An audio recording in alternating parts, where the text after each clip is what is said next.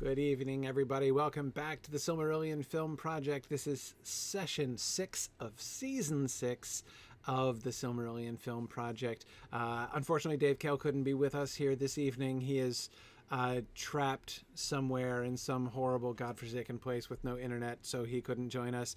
But we do have Nick Palazzo and Marie Prosser with us from the writer's room here today to help us solve some of our last significant problems, or really kind of fill in the last big gaps, right? We've been trying to do a lot of work figuring out, getting lined up everything else that's going on around Beren and Luthien's story. Beren and Luthien's story we know pretty well, right? And of course, we'll have to see how we can balance it to make sure it fits well into the episode structure of the season and stuff like that. But still, there's a whole lot to work with on the Beren and Luthien story itself, right? But a lot of the peripheral stuff, a lot of the stuff that goes on off stage and things, we need to think through. And of course, a lot of the stuff that we're going to be talking about this evening will be stuff that not only happens off stage, but is never going to be on screen at all, right? Like, what are the reasons why these people are doing these things, and, what is going on? We're going to be kind of explaining what's going to be happening. Then, of course, we'll have to be deciding later, how do we convey this? How do we, what of this do we need to convey, and how do we set this? But we're doing all of our backstory here, trying to sort things out. And our two major areas of focus here tonight are the Nargothrond story, especially, of course, Celegorm and Curufin and how they happen and what goes on with that. And then Doriath, of course, primarily Thingol, what's going on with Thingol exactly, how do we handle Thingol's character this season, and also as a little rider, what's up with Dairon? What are we going to do? What are we going to do with Dairon anyway? We could just send him off, which is kind of what Tolkien does, right? Or we could decide if we want, to do more than that. So we'll see. Anyway, that is what we're going to be talking about tonight. A couple quick announcements first before we jump further into it. Two things I wanted to make sure folks knew about. One is the new broadcast I just started this week called Other Minds and Hands. It's an open and friendly discussion of Tolkien adaptation.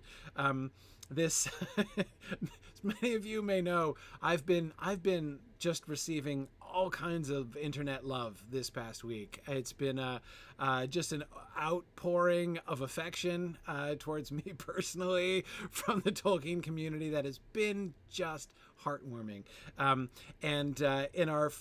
In response to this, I've been wanting to create a forum where people can discuss things and talk about things.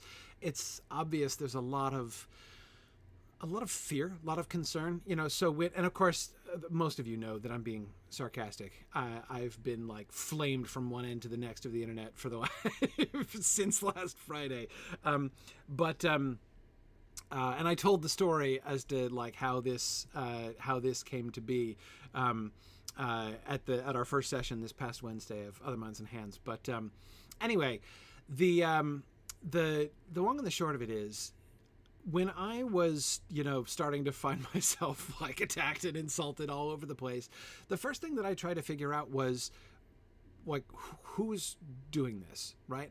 Is this that is my primary question, was the people who are upset at me, are they actually Tolkien fans, or are they not actually Tolkien fans? Right? I mean, are these professional trolls who are just out to, stomp on things because they think that's fun?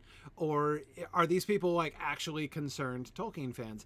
And what I found, at least, with my unscientific interactions with them, was that I found that the majority of those folks seem to be, in fact, real Tolkien fans who had real fears and concerns. And what's more, were sort of frustrated because people weren't taking them seriously. Now, again, the moderation of one's rhetoric might also help the one to be taken more seriously, but nevertheless, I get that. I feel that. So, Other Minds and Hands is a new forum that I'm going to be running on Wednesdays, and the whole idea of it is we're going to be talking through questions of adaptation. So it's going to be it's not quite like the old Riddles in the Dark broadcast before the Hobbit films came out, mostly because it's going to be a little bit less focused than that. We won't be having quiz questions. We're going to be doing a lot more kind of general discussion as well, and really kind of seeing if we as Tolkien fandom can kind of help ourselves help each other through this whole time. And my own argument is to like this, there is so much to enjoy, right? And again, I go back to Riddles in the Dark. The Hobbit films ended up being fairly dreadful, but you know what? I loved those 3 years of build up for the films, like up until the release of the third one, right? And it was all the way through the third one, because until the third one was released, I could still tell myself that they might pull it out, right? There were still ways in which one could imagine that the third movie could have like pulled some things together and salvaged stuff from those first two films. Possibly, unlikely, but it was still like I could still imagine ways in which it could happen. And so it wasn't until then we saw the third film and it was like, oh, okay, no, that was actually even worse than I expected. But anyway, the point is the lead up through there was this golden time of just fun anticipation, right? And of course, as many of you film folks know, that was ultimately where the film idea came from, right? After we had been doing all of this thinking about the adaptation of the Hobbit films and what we were thinking Jackson might do and what we were hoping Jackson might do and what we thought we might do instead if we were, in his place. And that's what led us to say, okay, let's just have that fun, continue having that fun, untrammeled by reality and without any disappointment at the end. So, but once again, we find ourselves in a position where we've got 6 months, right? We've got 6 months before the show comes out.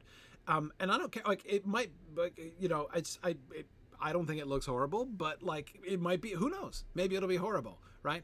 But they can't take these next 6 months away from us, right? And we can still think and talk about, Gil-galad and Galadriel and Celebrimbor and how are they going to do the Sauron thing and there's so much to think and talk about in Numenor and how are they going to do the epic time compression that it looks like they're going to be doing. Like, I can't wait. Boy, people have been complaining about it's made me actually quite smug, right? When I think about the time compression that we've done, right? And how hard that was and how resistant it was. And then now, like, we're going to look so good compared to the time compression that, like, let's tell a 2,500 year story in one season or, 5 seasons even. Anyhow, it'll be a lot of fun. So that's what's going to be going on at Other Minds and Hands. We'll be spending some time looking forward in excitement, sometimes discussing Tolkien adaptation issues, sometimes consoling folks and providing a shoulder to cry on. We'll see what happens, but that's all going to be happening on Wednesdays. And the next one will be on March 9th. That's going to be our next session. I'm going to be here next week. So, and then I wanted to make sure that you guys knew about what's going on in our space program. We're nearing the beginning of a new set of modules next week. March, we start our March modules, and we've got lots of fun things going on in particular. So here I'm on the space page, signumuniversity.org/space. And if you scroll down, here are the modules that are confirmed. These are the ones that are starting next week. So we've got, I could even like make it so that like you can read it and such. We've got lots of really fun modules, including the one I'm especially excited about is our hieroglyphics class. We're doing the introduction to Egyptian hieroglyphics. That's going to be a lot of fun. The Tolkien and Alchemy class with Sarah Brown. Our creative writing workshop is back. Lots of really fun things happening in March. And then we have our candidate modules for April here. And there's some really fun things here. 2 new languages, Ancient Greek and Old Norse. We're starting Ancient Greek and Old Norse, both of them. And we have Pity in The Lord of the Rings with Tom Hillman, who's going to be talking about the role of Pity throughout The Lord of the Rings. Really cool stuff. Lots of fun things happening, or potentially happening, of course. If you, the way that we do this, right, these are the ones that we're offering, and then we see if there's, if there's sufficient interest in them, then we confirm them. That's what happened. That's the difference between the two lists. So we'll be announcing our confirmed modules soon, in about a week. So there's still time. If you are interested in taking one of these in April, then all you have to do is just buy a token. Up at the top of the page, you buy 1 to 6 tokens, and then you can just tell us which module you're interested to take, and then we will know, and we will be the more likely to confirm your module so that you can take the thing that you're interested to take. So anyway, space has been a lot of fun, and we have a lot of people involved in space, and it's been awesome. So just wanted to definitely commend that to folks. Oh, and I almost forgot. Moots coming up. We have Tex Moot and Sunshine Moot both happening within this next month. So March 26th is going to be Tex Moot, and April 2nd is Sunshine Moot down in Florida. So if you are in the Austin, Texas or the Florida areas, then you'd be welcome to attend those in person with me. I'm going to be at both of them at the end of this month, end of next month, beginning of the month after. Or, of course, both of them are available for digital participation as well. So you can attend in person, you can attend remotely, and participate in our upcoming moots. So just go to signumuniversity.org/events for these things. All right. Those are my announcements. I'm not going to tempt fate by looking at the map again. Sorry, it's an inside joke. I was telling this story to Nick and Marie beforehand. I recorded a well, okay, I'll give you, those of you who are attending live, I'll give you a little spoiler, which is that, so I was on the Friendship Onion podcast with Dominic Monaghan and Billy Boyd. We recorded that last week. And no big deal. It was it was really fun. And they, Billy Boyd in particular, was very excited about Film, and he had been watching some Film episodes. And so he, you know how he like stumped Colbert with a question on the Tonight Show? Well, he stumped me by asking me the name of the map feature that I had noticed for the first time at the beginning of some film last time, and I totally couldn't remember what it was.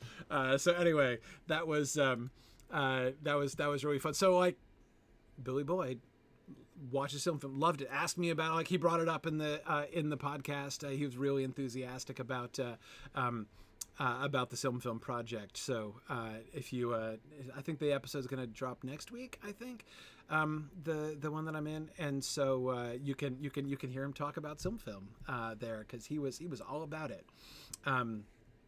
Anyway, all right, let us get down to business. Nargothrond. So our first and biggest Nargothrond, I mean, honestly, it feels like the biggest Nargothrond question, right? Is just, how do we get them there, right? Just that's the hardest kind of puzzle to solve. Now, I had a vague memory that we talked about this a bit before, didn't we? Didn't we have them? But I think maybe our previous idea was a little bit weak. I'm not sure. I think it was more that we rejected some ideas rather than selected what we wanted to go with. So, for instance, one question is, how do they get from East Beleriand to West Beleriand?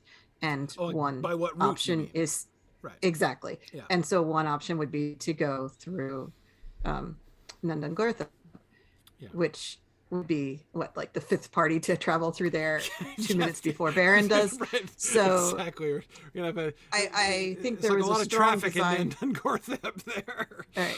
Yeah. So there was a strong desire to avoid that for that reason, or with the caveat that if we included it, we'd have to do something different with it than we did with every other story that we were telling. Yeah. So it was like, don't do that. Yeah, we're in serious danger of overplaying Nargothrond. Right. So it's like, okay, well, then send them south around Doriath. That would be the alternative. So like the geography would work. Right. But we didn't ever necessarily answer the story question of why are they making this journey? And with the southern route around Doriath, like that's a lot of traveling. So why are they doing this, and where are they going, and what was the goal of this trip? Mm-hmm. So that's the part we didn't settle on an answer for. Yeah. So one possibility here. Obviously, the biggest awkwardness that we're trying to avoid, right, is trying to explain why they... Or, let me say this another way. What would be most weird is if the eastern side of Beleriand is almost completely caved in, except for Himring, right, where Maedhros still stands, and Celegorm and Curufin retreated from the Pass of Aglon in disarray, right? That's when we last saw them at the end of season 5. And then the battle is over. Maedhros is working to reconsolidate Himring and reestablish things. And meanwhile, Celegorm and Curufin just kind of wander off, right? They're like, okay, so yeah, Maedhros is up against it and he stood, but we can't be bothered. Hey, I know, let's go to West Beleriand for some reason and leave Maedhros to fend for himself. Like that's weird, right? That's the core weirdness we're trying to avoid.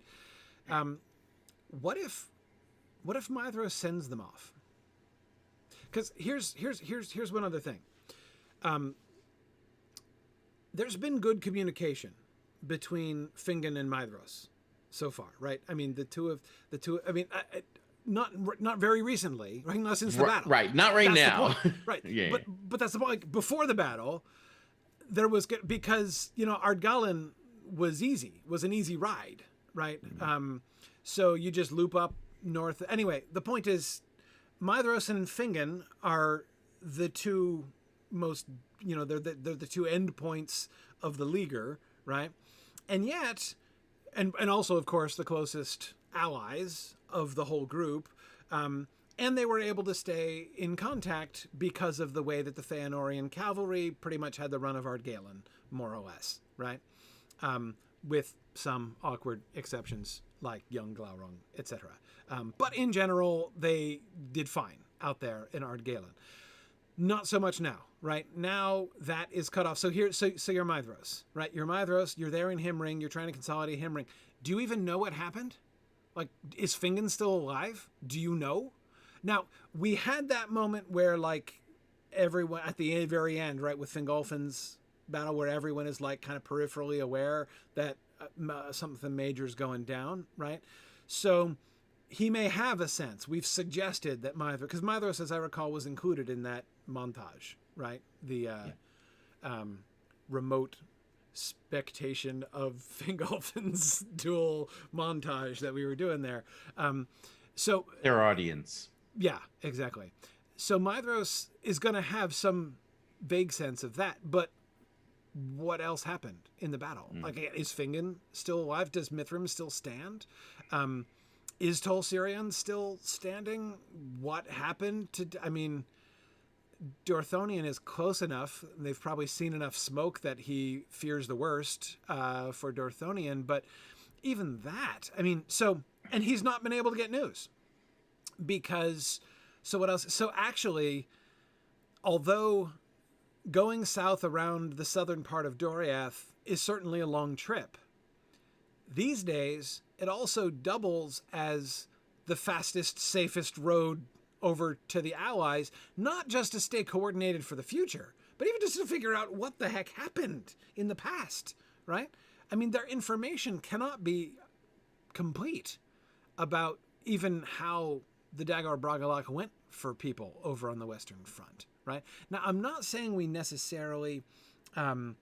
I'm not saying we necessarily have to have Maedhros still be in ignorance, right? I mean, he probably could have sent somebody and gotten a response or something like it. I'm not saying he has to be in ignorance, but what I am saying is there is going to be a need for people to travel back and forth, and that's now the main route. I mean, yes, it's shorter to go through Nen Dun Gortheb, but come on, like, that's not the best route, right?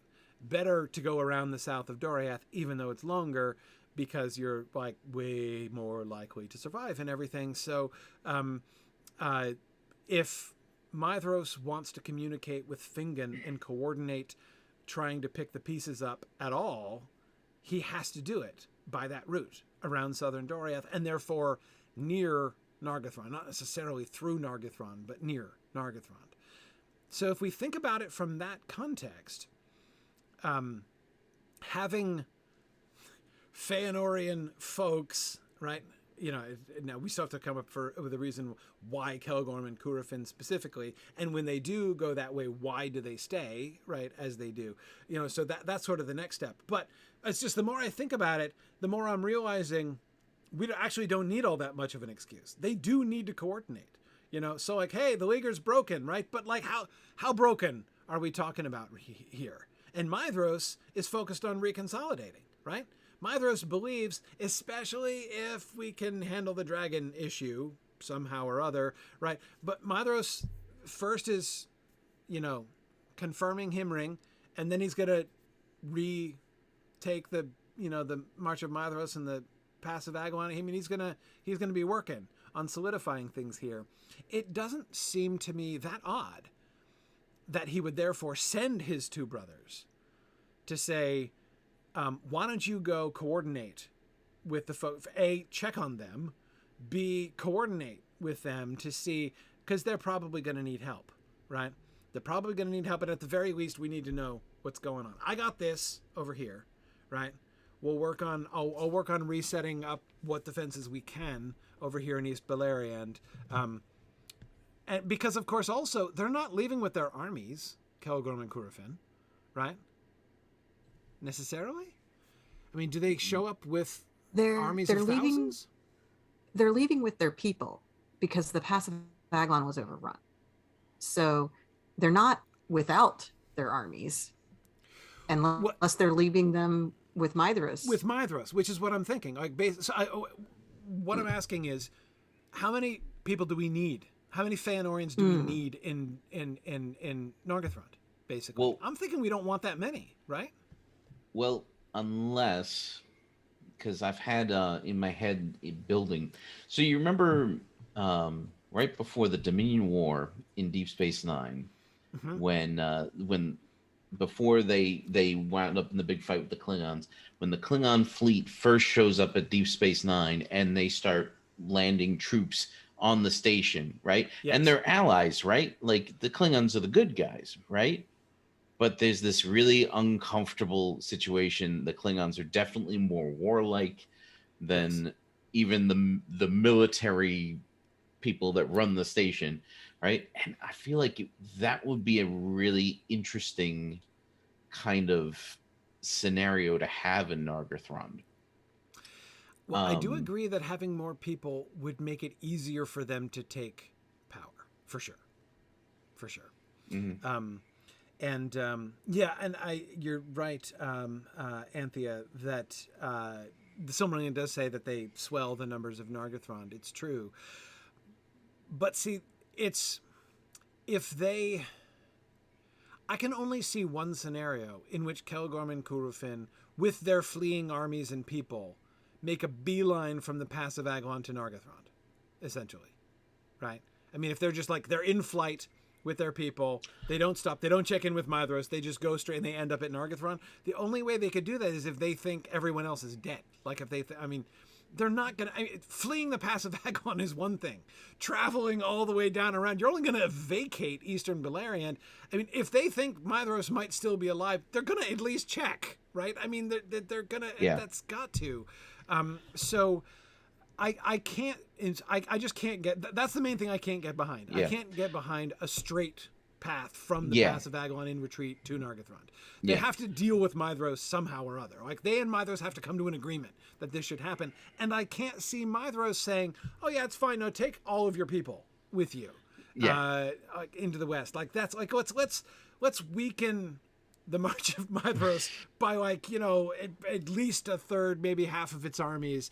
That seems weird to me. But it also doesn't mean the two of them have to be traveling, like, two elves and their dog on the way. And of course, kid, 2 elves, son, 3 elves and dog is our minimum population that we have to get to Nargothrond, right? But anyway, I'm saying it certainly doesn't have to be that. They can go with a strong contingent, even a military contingent, because they don't know what they're going to face. Yeah. Yeah. For all they know, when they get into Western Beleriand, they're going to be facing like roving legions of orcs in the fields. Yeah. So I guess my question is Maedhros sending them to check in with Fingon and see what needs to be done? Or is he sending them with specific directions like make sure the pass at Tolsirian is still safe? Like, please, whatever you do, get over there and put an army on that spot. Right. Like, I need to keep it, or is Maedhros doing this all on his own, or is he still deferring to the High King at this point? So well, especially since Fingon is High King and he knows Fingon is going to be High King, he's obviously not going to make trouble for Fingon, right? Maedhros' goals would be totally collaborative. Less so Curafin's, right? I was going to say, there's no question that Maedhros is fine with Fingon as High King, but to send Curafin into West Beleriand and be like, hey, take an army and go do some things. He's got to realize this. Yeah. He's got to realize. Yeah. What were the instructions here? Yeah. I think now on the one hand, I don't think Curafin is going to be just ignoring Maedhros' instructions, right? But I do think that there can be a clear reinterpretation of his instructions. So do I think Maedhros is going to be like, okay, I want you to go and occupy West Beleriand, right? No, I don't think that's what Maedhros is going to say. But he would say, they are probably going to need help. I want you to go and to offer what support that you can. It would be like almost a sacrificial act on Maedhros' part. He'd be weakening himself, but he would know that Fingon might need them more. And like, let's face it, he can't go himself. He has to stay, he feels the responsibility to stay and lead the Feanorians in Eastern Beleriand to re-solidify the defenses. So who's he going to send? He's not spoiled for choice, right? I mean, like, what, Caranthir? Amras? Who are you going to send? Like, and he has a tolerably competent cavalry general, right? Who is clearly, and cavalry, obviously he's going to send the cavalry, right? Because we're talking about a lot of open land over there in West Beleriand. And again, as far as they know. And the great distances they have to cover to get there. Exactly. They have to cross long distances, and it would be best for them to be mobile so they don't get pinned down if there are wandering bands of orcs or whatever, large bands of orcs, like, legions of orcs on the move. Which again, for all they know, that's what's over there. If Tolsirian has fallen, which they don't know if Tolsirian has fallen or not. So even if they knew it hadn't fallen yet, they don't know it hasn't fallen at this point. Wait a second. When is Glaurung gonna leave? It's much later. Much later. This has to happen way before that. Way before. Okay, I couldn't remember. Well, one thing, in the interest of kind of like scene economy, one thing that we can do to kind of help prevent us having to explain quite so much is have Celegorm and Curafin return to the Pass of Aglon and find Maedhros already there, having already cleared it. Right. Rather than, because it's one of the easiest ways for troops from Dorthonion to come in behind him, at Himring. Right. So it would be a priority. Yeah. Yeah. Right. And that it gives him all kinds of grounds to be like, yeah, we've got this covered. We've got this. We're fine here. Yeah. Thanks for your help. However, I do have something I need you to do. And they could take an expeditionary force of maybe, 500 to 1,500 cavalry. Yeah, something like that. Around the Horn. And his goal he could give them kind of a little bit of latitude, because if he gives them specific orders, which he did last time, that giving them specific orders doesn't work out the way didn't work. Let's try giving them non-specific orders. Right. Let's give them a little more latitude, but primarily to make sure that all of Western Beleriand hasn't fallen. And we could this could be a good opportunity for us to bring up because perhaps Nen Dungartheb has gotten worse in recent years, because we've had a few people go through there already with relatively little issue. All right, so if we use this opportunity to say that it's gotten worse, and then when we send Beren through there, like if Myros is saying, I've tried sending messengers out there, it's impassable. It's impassable. Yeah. Right. Yeah, I like that. Setting up Beren's passage through it as a greater feat, an even greater than usual feat, would be a nice little side accomplishment there. And that conversation gives us a chance to get the breakdown of what's happening out in East Beleriand. What's going on with Glaurung. The Maglor's Gap maybe still hasn't been relieved yet, but that's on the outer edge. They're trying to restore a certain amount of the inside of the right of what was the leaguer. Right. Yeah. No, I think that makes a lot of sense. And Ilana was asking the uncomfortable question, why doesn't he send Maglor, since Maglor would seem to be his most trustworthy brother? Because he's his most trustworthy brother. And he needs him there, yes. Yes. And again, the fact that Celgorm and Curufin do the cavalry is another reason, like, they're the most logical. If you're going to send somebody, yeah, to send the cavalry makes all kinds of sense. So I think that's possible. Ilana says she feels that Maglor is a very underused character. You're so right. My only consolation is that we have the most time to make up for that with Maglor. We have so many seasons in which we can do more with Maglor if we want to. We'll see. We could keep Maglor around in the Second Age. Why not? Anyway, Maglor lives. Yeah, Maglor lives. In fact, part of me really wants to have Maglor cameos through the end of the Third Age. Basically, not having be part of the storyline, just like cameos. Like, there he still is. Anyway, or just his voice on the breeze in the background occasionally. Oh no, there's people who write fan fiction where Tolkien is in the trenches in the Great War, and there's this character who's in there with him, who meets him, and it's Maglor. It's Maglor, yeah, sure, why not? And he proceeds to tell him the story of Middle Earth. Right. Yep. Yeah. No, I can see it. Okay. Working in a Bombadil cameo is going to be especially difficult this season, Kanji. That's true.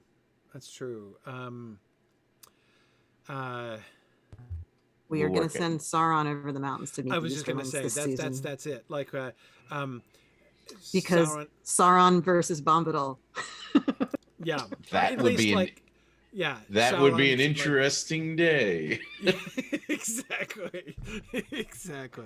Sauron, at least doing a flyover, right? Dripping blood on Tom Bombadil as he flies by. Who knows? Yeah, but that's just what I was thinking. I think it's got to be the move, because we're not going to do much more other than set up Sauron's flight, right? Like, establish the fact that he's gone over the mountains and he's off in the greater Eriador region somewhere. So yeah, I think that's it.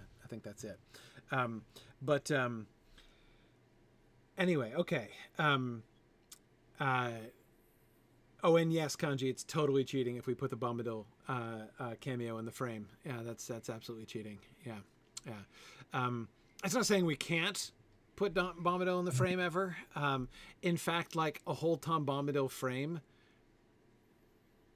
it is a really bad idea, but it would be fun. Not least because then just think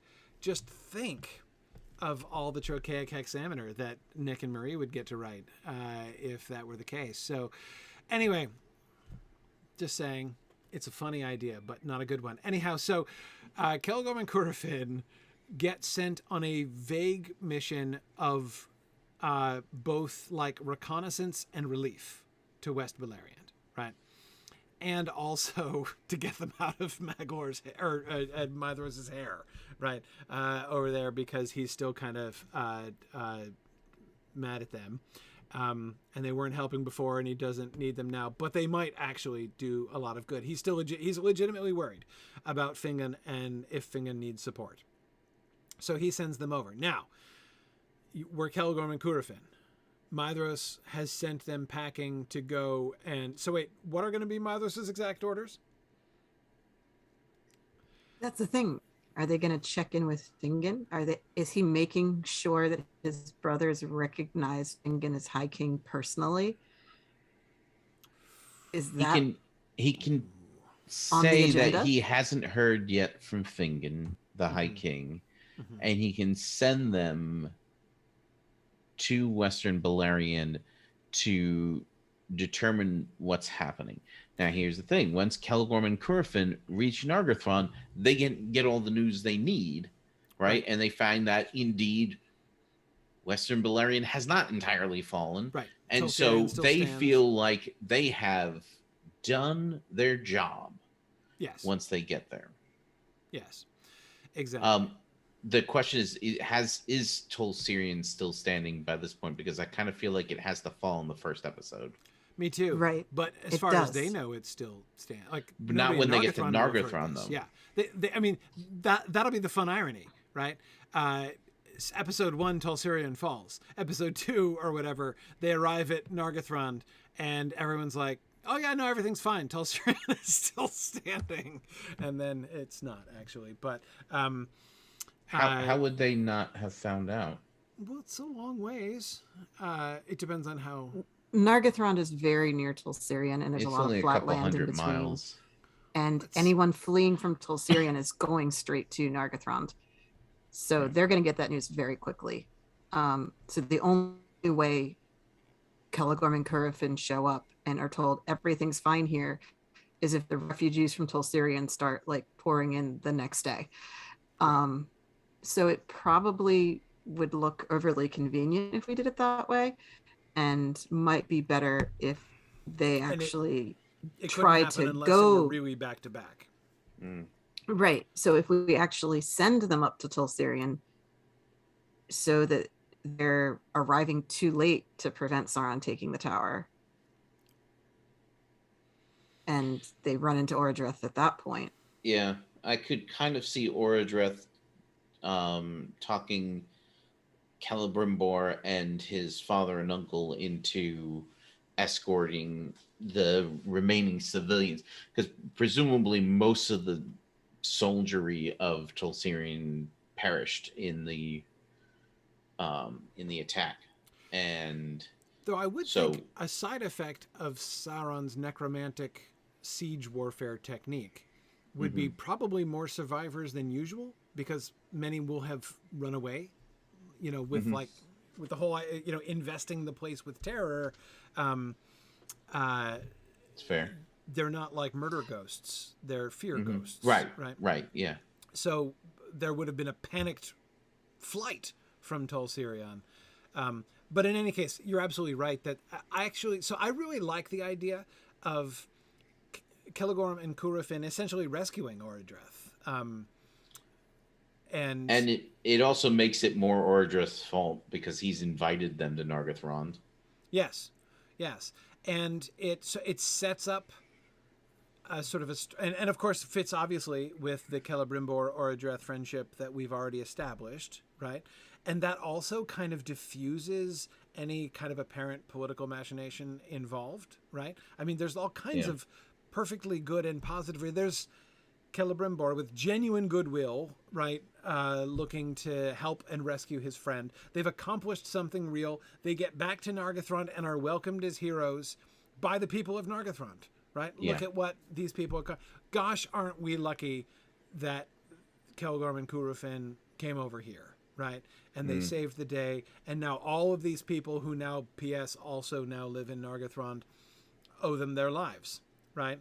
And probably think they're pretty swell chaps, right? So Yes, because that's another problem We may hadn't have even misjudged talked them. about. Yeah, but we hadn't even addressed the part of, like, it's one thing to get them into West Beleriand. It's another thing to get them invited to live in Nargothrond. right, right. Because even if it's like, we're here to help, great. Why would Finrod be like, come stay with me necessarily? Like, there's not a motivation. But if we attach them to the people coming from Tolsirian, Because now there's every right, reason for them to be welcomed. And yeah, it's a and natural organic development. very much. And you can also, it's also really easy to see from like a military tactical situation why having them around is massively convenient, right?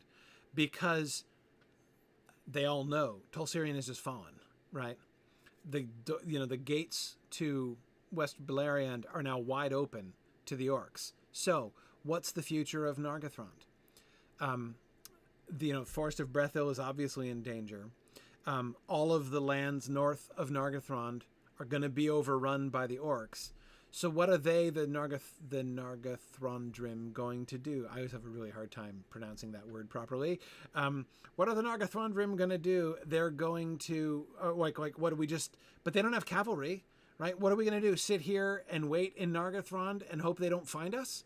I mean, like that's one option, right? But if we had a cavalry unit attached to us that could like patrol the plain and like, Right. Help to screen, the whole like realm of Nargothrond from orc, it just obviously would be really useful to have them around. So, and they could see like, hey, there's good to be done here. We're obviously needed over here. Not to mention the fact that they've got like, they don't want the orcs coming around the south of Doriath the other way and attacking Maedhros from behind either, right? So there's, even from a purely Feanorian standpoint, some tactical advantage to saying, well, in a sense, now that Tolsirian has fallen, this is the next line of defense.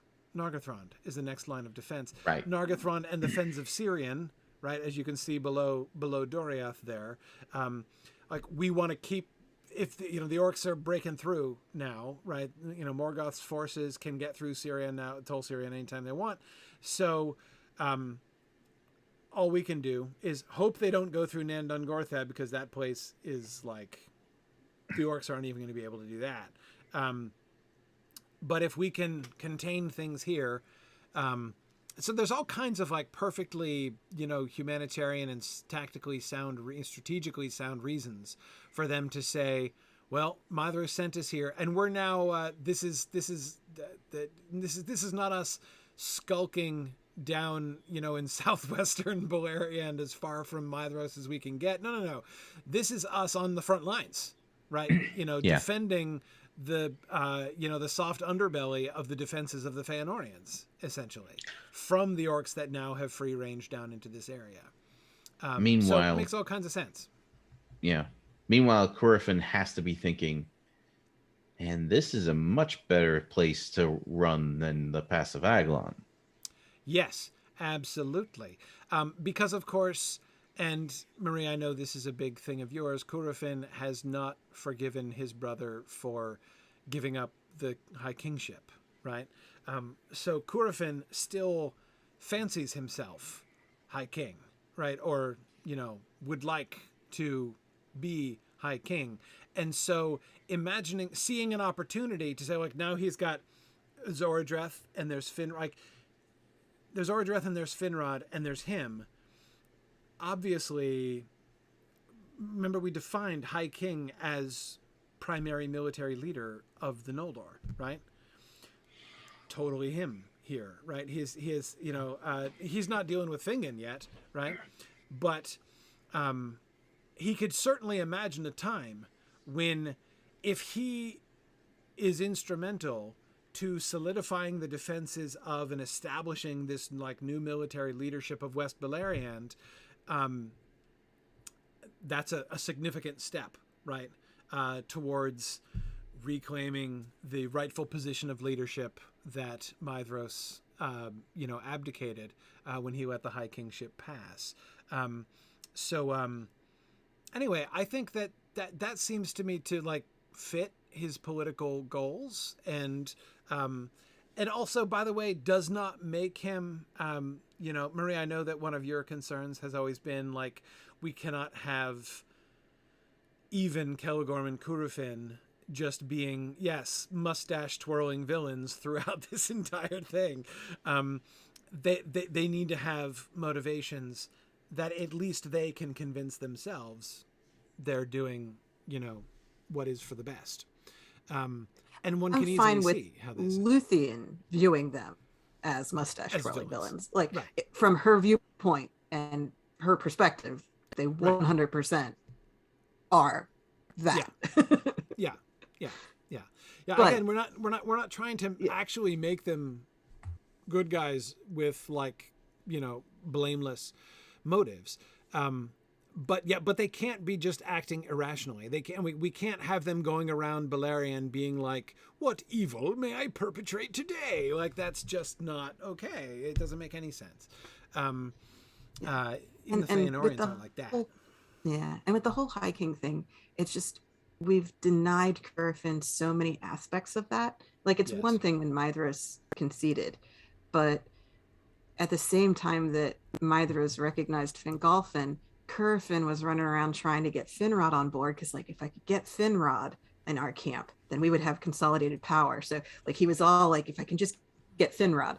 Well, now he's in Nargothrond, he can get Finrod. And then it's like, well, at least we can all go set up kingdoms of our own. And then here's Mithras and East Beleriand going, none of us are going to call ourselves king.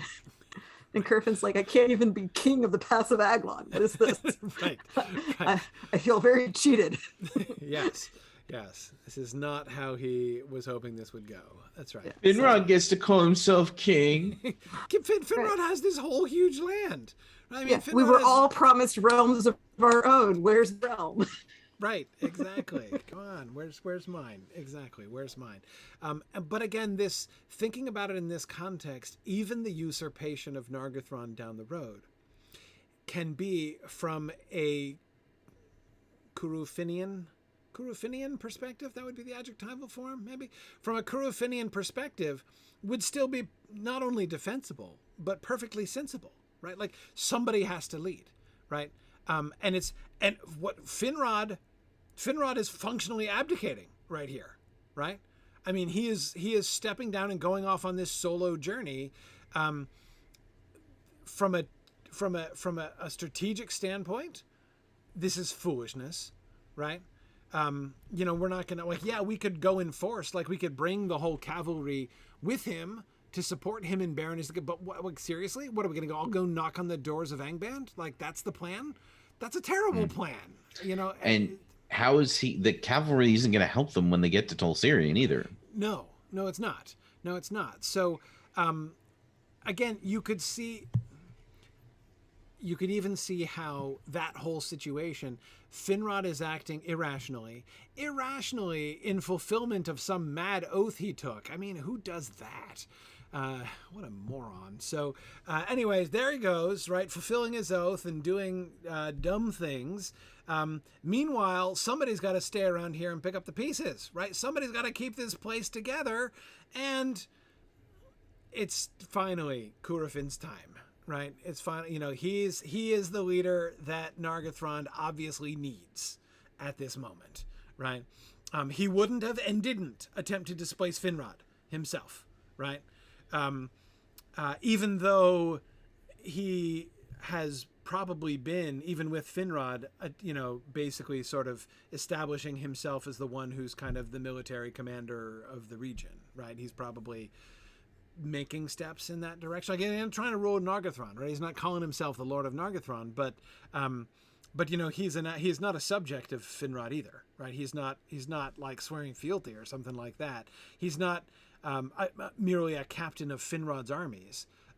He's clearly in his own mind running the military affairs of West Beleriand at this point, even while Finrod is there, right? And then when Finrod leaves, well, now he has to take up the heavy responsibility of governing Nargothrond and Orodreth. It's the worst. It's hard, man, but he's just that kind of guy. He's big that way, and when he sees a need that needs to be filled, he's willing to do it. He's willing to do it. Orodreth. Sure sure is. Yeah, he is. He is.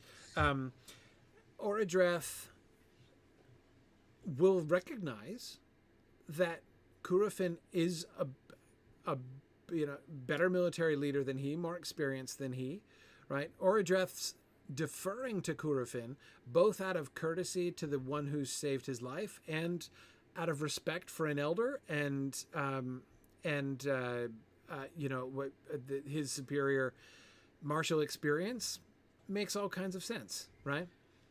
One thing though that we've been doing with Orodreth, his characterization has been very canny, and I think that might he might kind of see himself as playing the long game with Curufin. Okay. Like he's reading the terrain, right, and he sees that he doesn't have the political position Right. to step in and oust Curufin from power. And in fact, Curufin, like I imagine kind of Curufin running Nargothrond and West Balerion from like his guest suite, right? Not from Right. Oh, yeah. Like the main hall. Yeah. Right? Like he's doing all his business right there in his living room, essentially. Right? In a way that makes it appear as if it's just temporary, right? Like I'm doing you guys a favor, I'm helping you guys out, and it's not my fault that people keep coming to me to ask me what they need to do. Right. I think we don't have him actually like take the crown away from Orodreth, right? Orodreth keeps ruling. It's just Curufin obviously in charge, right? And whereas there was a clear balance between Finrod as plainly Lord of Nargothrond and Curufin as the one who is still asserting, the High King-esque stance of military, overall military, strategist and coordinator there in West Balerion. They were still operating as peers. He's not operating as peers with Orodreth, and Orodreth does what he says. And now he's much more active in being the functional ruler. But he's not going to necessarily care about trying to displace Orodreth, because he's canny enough to know that actually taking the throne away from Orodreth is going to create more trouble than it's going to be worth. And he's in charge anyway. So yeah, I think that this sets things up really neatly. Now, what's the relationship? What's Celegorm's role in this? We've been focusing on Curufin as the primary leader and chief source of machinations here, but I'm pretty sure Celegorm came to West Balerion so he could have opportunities to kill orcs and, roam around with his army and do the thing. He is not into the politics side of this at all. So he's field captain, Curufin is general. Right. Now, when Luthien comes on the scene, that changes things, because now Celegorm falls head over heels for her in whatever way that we decide that, whatever we decide that looks like, right? And Curufin kind of pitches the idea of a unified Southern Balerion to him through his relationship with Luthien. Yeah. Right? So that Celegorm, like, it's not just for his own desires, like in his mind, right? It's not just for his own desires that he is pursuing Luthien clearly against her will, but it's for the good of all Balerion. Everything is at stake here. Yeah. Curufin would get to be the great hero of Balerion if he could only win the heart of the Princess of Doriath. Yeah, Curufin really is really is the High King that Beleriand needs right now. I think we can all see that, especially Curufin. Um, and and you know, he might be more High King than they deserve, to be frank, but he's the one that they need, and he's willing to do it anyway. But yeah, this is obviously a golden opportunity, right? So yeah, the two different reactions to Luthien write themselves, right? Celegorm is just like, holy cow, that's the most beautiful woman anyone has ever seen, right? And here I am, unmarried and quite interested in this. And then Curufin is like, oh, genius. Oh my goodness, yes. Like, the only thing that we didn't have here is any possible avenue to alliance with Doriath, right? You know, I'm sick of going around that place, right? It's a long ride. And anyway, like, obviously they could be a big help. So, and here it is, like literally on our doorstep, like a little eucatastrophe, our key to Doriath. Yeah, I mean, she's wandered into the territory of Nargothrond, so she came to them. Yep. For other reasons, but that's, irrelevant. And Thingol's the one who started talking about Silmarils. So, if that's how you want to get Feanorian's attention, he got the Feanorian's attention. Yeah. Yeah. So from their point of view, like, this is just the next logical step of diplomatic relations, I guess. They didn't start this. This is Doriath's doing. They're just reacting. Right. Yes. Hang on a second. Before we get to Luthien, I want to make sure we can see why they let Finrod go.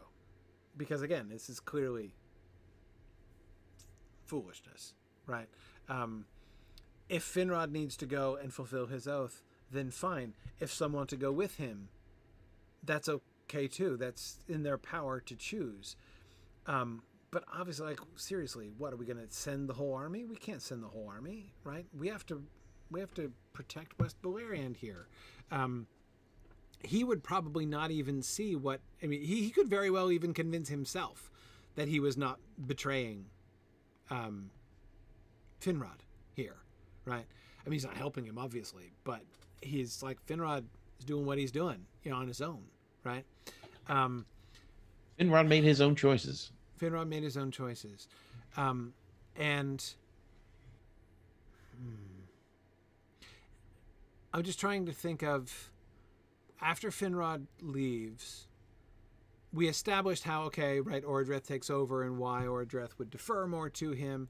And by the way, can I just say that the payoff at this moment is just a wonderful justification or like affirmation of our choice about Orodreth's parentage. We made the call as to which version of Orodreth's parentage we wanted. When Orodreth is Finrod's brother, he just looks incredibly weak. Like he's just like a complete milksop, who can't stand up to anybody. First gets bullied around by Celegorm and Curufin, and then gets bullied around by Turin. Right? I mean, he's like this most spineless of all elf kings in the First Age. But by shifting him down a generation the way that we did, making, it changes the dynamic completely, so that it's now much. And when you add that extra dynamic of gratitude gratitude and trust to Curufin for Curufin saving his life, it makes that all so much easier and so much more pleasant. Meanwhile, okay, so what's he doing? Finrod leaves. Before Luthien shows up, what's Curufin's plan? What's Curufin's plan? What's he wanting to do? How's he wanting to sort of solidify the, like, again, like Luthien falling into his lap is an unforeseen stroke, right? But before that, what's he setting out to do? What's he trying to figure? His public face or his private thoughts? Because his private thoughts are probably that if Finrod wants to go after a Silmaril, his death's on his own head and he deserves everything he gets. Right. But it's unlikely that he's walking around Nargothrond saying that. Right. Right. So It's too bad. It's too bad. It really is that Finrod chose to abandon his own people. It is. But what can you expect of somebody who attempts to take or keep a Silmaril away from the Sons of Feanor? I mean, that's Its exactly rightful the owners. kind of behavior. Yeah, exactly. So come on now. Yep. Yep. Does he have a pre-Luthien? Does he have a? We don't necessarily. We don't necessarily have to build a plan for him. I'm just trying to think what his next steps would have been, or like what he would have been working on when Luthien showed up. Do you see what I mean? Yeah, because he has to think Finrod's coming back. Yeah. Even if it's a foolish plan and it's going to end in disaster, he doesn't necessarily think that Finrod is definitely going to die as a result of this. Although it's got to be the smart odds, though, doesn't it? I mean, if he's actually going to go to yeah, but Angband. I mean, it's the type of thing of if anybody deploys to Warzone, you're like, okay, there's always the chance this person could die, but he has to be making a plan of what do I do when Finrod comes back. Like his plan has to include it has to include Finrod's not actually out of the picture yet. Yeah. Right. So I think that he's in a holding pattern, trying to get as much control of Nargothrond as he can, so that even when Finrod comes back, Finrod doesn't necessarily just get to walk right back in, pick up his crown, and resume. Right. Also, could he be trying to court a certain amount of, maybe not ill will, but frustration with Finrod for prioritizing his relationship with this single individual because he's new dog, right? Right. Yeah. No, I that's exactly why I'm thinking about this, because he has to have a different plan, right? I mean, Finrod is prioritized. Like, what's he do? So I'm just like staring at the map here, and I'm looking at sort of the big picture, right? He now that Finrod's gone, he's totally got West Beleriand solidified, right? Curufin is functionally the High King of West Beleriand. That only really leaves three total players, right? His brother Mithros is one, right? That's a different issue. Thingol is another, and he's off the table. He's inaccessible, right?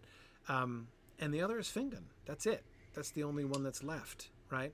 So his next move, if he wants to, and not to mention, obviously, Fingon, bit of a road bump in the Curufin for High King campaign, which he's attempting to work. Would he have design? Like, what would Curufin hope to do, as far as gaining a similar kind? I mean, he managed to gain the kind of relationship that he wanted with Finrod even before Finrod left, right?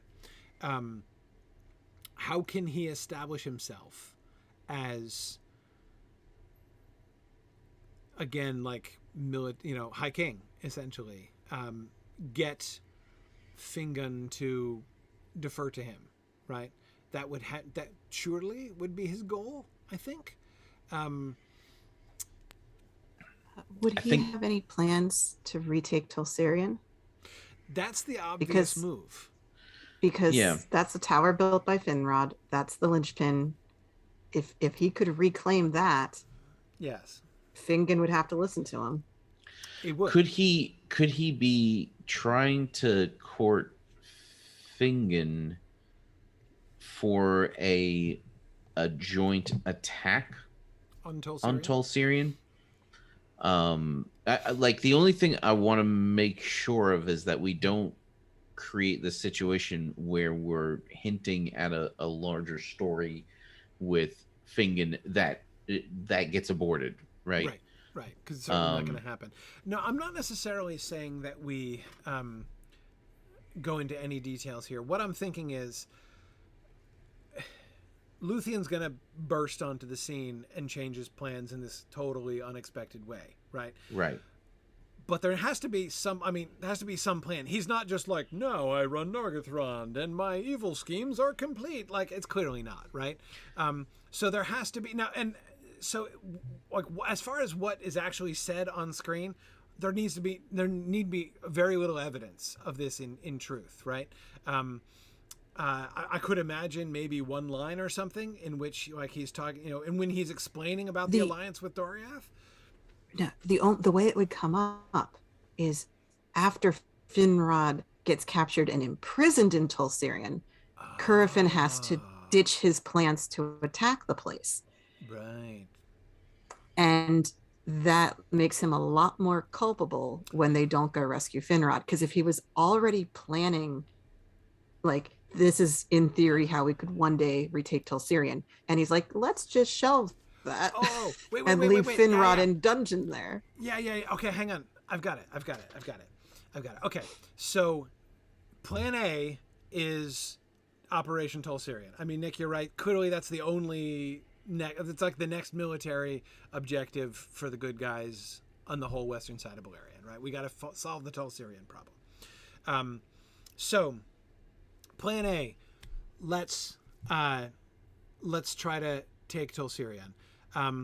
Then news comes. Does news come? Do they find out that he's captive there? Right? This is something that they find out. Okay, so we have them find out that Finrod is captive in Tolsirion. Okay. How do they find out? Well, one guy gets away. One guy can get away. There's extra dudes. Because here's what I like about them knowing this, right? I know in the book they don't find out about it till after the fact, right? And then look worse. But okay, so hang on. So bear with me. He's saying, on the one hand, no, wait, this is perfect. What he wants, he's not trying to overthrow Fingon, right? That's not the goal. That's not what the High King is anyway, right? What he wants is to be the one calling the shots with Fingon, right? So he's going to go to Fingon. So, but now that he hears that Finrod, so let's assume just for argument's sake, that he hears that Finrod is being held in Tolsirion, right? Then he sends to Fingon and says, okay, Finrod is I'm planning a joint expedition. Like, basically it's his opportunity to use that as a lever with Fingon to say, this is urgent. You come from the north. I'll come from I have this plan. In other words, you see, I'm calling the shots, like I'm establishing this and you're working for me now, right? Because I'm pitching this and you're going to do it because I obviously have the plan. And then once my plan succeeds and we retake Tolsirion and rescue Finrod, this is like a win-win situation, right? Because now not only have we rescued Finrod, who's now going to be grateful to us, and his loyalty to Curufin is going to be higher than ever, even in it kind of, all right, got tarnished a little bit there at the end, but still, like, they were doing well before that, but now it's going to be even better. And Fingon is going to be like, yes, Finrod now still lives and we owe it all to Curufin's leadership and ingenuity, right? So that's not only a military success, but it moves him along in the direction that he wants to go politically. But into the midst of these policies comes comes Luthien from Doriath, right? And now he's like, oh, hang on a second. Higher priority, right? Immediate opportunity. We have to seize this political opportunity. And that's where the schism happens in Nargothrond, right? Because, he was developing the, like, let's rescue Fingon plan. And now he's like, well, hang on. We need to do this thing with Doriath, right? And with Doriath's help, our victory in Tolsirion would be assured. Easy to rationalize on the one hand, right? And make it seem like a not evil, horrible idea. And yet there are going to be people such as it might be Orodreth, who is going to be saying, but Finrod is a captive, right? Like, we need to be on horseback today. If we're going to rescue him, this is not time to, like, cement political alliances and try to establish your influence over Doriath. This is time to be riding north if we're going to have any hope of saving. In other words, this can be the gap by which the Nargothrondrim begin to see okay, this dude's actually just in this for himself. This is And him. This is a power play from beginning to end. And Orodreth as the what's the word? The head of a garrison. What would you call that person? Like the Castellan, is that what you're thinking? Yeah. Yeah, maybe like of Minas Tirith would know that it doesn't matter how many soldiers you bring against Minas Tirith. That's not gonna how you're going to take it. Right. Right. You need to get inside. Right. First. Exactly. And because of course I would also think, I mean, okay, on the one hand, he could make a lot of political capital out of rescuing Finrod, right? But at the end of the day, it doesn't mean anything more to Curufin than political capital. And to him, again, it's like a win-win situation. If they rescue Finrod, cool, he wins, right? If Finrod dies in captivity, cool, he wins, right? And his hold over Nargothrond is permanently established, right? So, he doesn't really have that much at stake. It's an opportunity to try to make progress with Fingon, but it's not. But there's gonna be a clear difference between Curufin's attitude towards the "we need to rescue Finrod" plan and Orodreth's attitude. And Nick, I like your thing. Like he can try to convince them.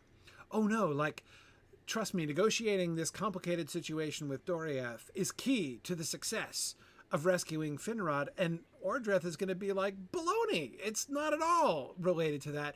It's related only to your own personal ambition and power grabbing, because it doesn't. With the whole army of Doriath, we would not be the more likely to rescue Finrod, right? We just need to be riding in that direction, and we're totally not doing that. And that's why Celebrimbor disowns his father over this whole thing, because Celebrimbor's mother, Curufin's wife, is a prisoner in Angband. And yes, once upon a time, Orodreth and Celebrimbor went by themselves to Angband to try to save her. And it didn't go so well, but they at least tried. This is going to strike a chord with them that is going right. To, so this would be an extremely personal thing, and for Curufin to be treating it as a political game, Celebrimbor's done. Yes. With that. Yes. So I do like this angle because it will then fit the personal stories as well. Yeah, it does. It does. We've set that up. We've set that up pretty well. The thing we haven't set up or mentioned is Gil-galad. We kind of need him to have to flee Nargothrond over this. True. So where does he fit in all of this? Okay.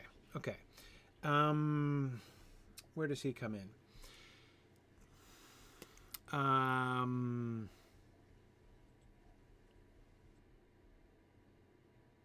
I don't know. The thing I'm struggling with is, well, okay, he doesn't have to do that much. Like, he doesn't have to have a major role in this whole scenario. Like, he doesn't have to be a leader in these discussions or anything. Orodreth can do that. Why would he be personally at risk? It's hard to imagine Curufin is going to pull a Princes in the Tower, on Gil-galad. Like, that seems like a stretch. I can't see why he would do that. Because he's got Orodreth, until the end, he's got Orodreth where he wants him, right?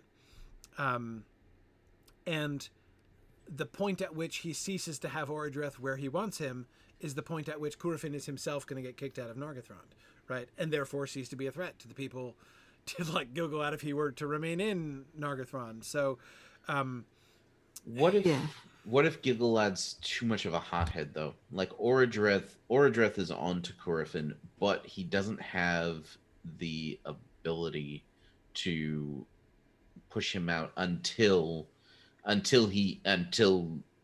Curufin makes a misstep and Orodreth is able to utilize that situation, right? But if Gil-galad is aware of what's happening and is too much of a hothead to keep his mouth shut, then yeah. What did I stop you from saying, Marie? Nothing. I was basically just gonna say that it's not that Curufin considers Gil-galad a threat because of being the son of Orodreth. It's because Gil-galad's gonna do something stupid. Right. Yeah. So. Right. The other thing, and I was just thinking, just like Alana was saying just now. Oh, and I apologize. I think the struggles people are having with Twitch are my fault. Well, the fault of my internet service provider, apparently. My apologies. It should get better soon. So keep refreshing occasionally. If it goes out on you completely, it should come back. I'm hoping. Anyway, but Ilana was just saying, do we absolutely need to send him out of Nargothrond now? I mean, it might be, because here's the thing. I kind of like the Gil-galad as a hothead thing. Like, that's kind of a fun storyline. What if... It gives him a story. It gives him exactly. What if we save that story for Turin? It's a little bit easier to imagine that Gil-galad is a hothead to Turin and that Turin threatens to punch his face, right? Especially if it's, this is in the later stages of Turin where Turin is just running things. Orodreth doesn't stand up to him, but Gil-galad is like, no, right? And he tries to stand up to him, and then Turin, this is Turin, right? Turin is just a bridge too far. Turin is a bridge too far, as it were. Yes, so... that would, because here's one of the other advantages to this. We're going to want eventually, right? We're thinking way ahead here, but obviously we're going to want the colony down at the mouths of Sirion eventually, right? The refugees of Nargothrond, the refugees of Gondolin, the refugees of Doriath, right? And we don't really have, do we have anybody who's really like poster child of the refugees of Nargothrond? I'm not sure that we do, right? I mean, we will have Doriath people, right? We'll have Orodreth's wife Meryl could survive all of this, so she could be among us refugees. So we do have a named character available, but we haven't chosen her. We haven't chosen her fate. She could also die in the fall of Nargothrond. Right. Rather than kill her off, we could let her be the voice and the face of the refugees of Nargothrond. Right. Yeah. Now I know, like, they're not going to go straight down to the mouths of Sirion. Those who survive are going to end up in Doriath. We know it's how Doriath finds out about what happened. But still, we could sense. I mean, I kind of like the idea of if this puts Gil-galad in a really interesting position. If he takes, like, before the dragon comes, right? If he has a confrontation with Turin and he leads a contingent down, which would probably not include his mom because Orodreth would still be alive, down the Narog to the mouth of... Like, basically, if Gil-galad, when the refugees of Doriath and the refugees of Gondolin arrived, Gil-galad is already there with some of the Nargothrond folks who left with him originally, right? That puts him in a, like, high kingly sort of position once we get down there, you see? So I think it might be too soon to get rid of Gil-galad. And since we don't have a compelling storyline and we barely have time to tell the storylines that we want to tell, I think maybe it might be too much and it might be better. Yeah, Turin just seems such a really... I mean, Curufin has many faults, but, like, I'm going to have Gil-galad murdered because, he mouthed off to me. I mean, he might do that, but that doesn't seem very much like Curufin. Like, it's an over... Like, Caranthir getting mad at being insulted and, like, challenging him to a duel or, stabbing him sure. Curufin, what's his angle? Like, what does he gain by having, for his pride? I don't know, it just doesn't seem... He's too much of a big picture, long game kind of person, Curufin is, I think. To just, like, I am offended, my dignity is offended, and so I'm going to have you whacked. Doesn't seem quite right. But again, you stand up to Turin and say, I think you're leading Nargothrond straight to disaster, and Turin's like, come over here and say that? Like, yeah, that I can see happening. And then Meryl being like, why don't you go visit Círdan right now? Right? How about that? Does that sound good? This might be prudent right now. Anyway, I think that's, yeah. I'm comfortable with that solution to set up, if that's where we're headed. I do want Gil-galad to say something hot-headed in his like one appearance in Nargothrond this season, yeah, to demonstrate that that's his character and that like, yes, yeah, but yeah, we don't need to go anywhere with it if we're not gonna do. We do need for Finduilis to fall in love with Windor, by the way. True. Oh yeah, we're running and that out of needs time to for that, happen don't we? Yeah. like now. Boy, talk about characters. I mean, we it could don't have happen in the time lead for. up to the Nirnaeth. Yeah. No, it could happen next season in the lead up to the Nirnaeth. Yeah. But that's, I mean, we could. They can at least meet here. Yeah, having them in the background. I mean, but we're gonna have like zero time for them, right? So yeah, it would be I figured nothing we but weren't like gonna do that. a foreshadowing. Yeah. No, I think we can have some. I mean, we can have some sweet romantic, Gwyndor going off to war, saying goodbye to his best girl on the way out the door, kind of scenes, in Nargothrond, before he comes in. But yeah.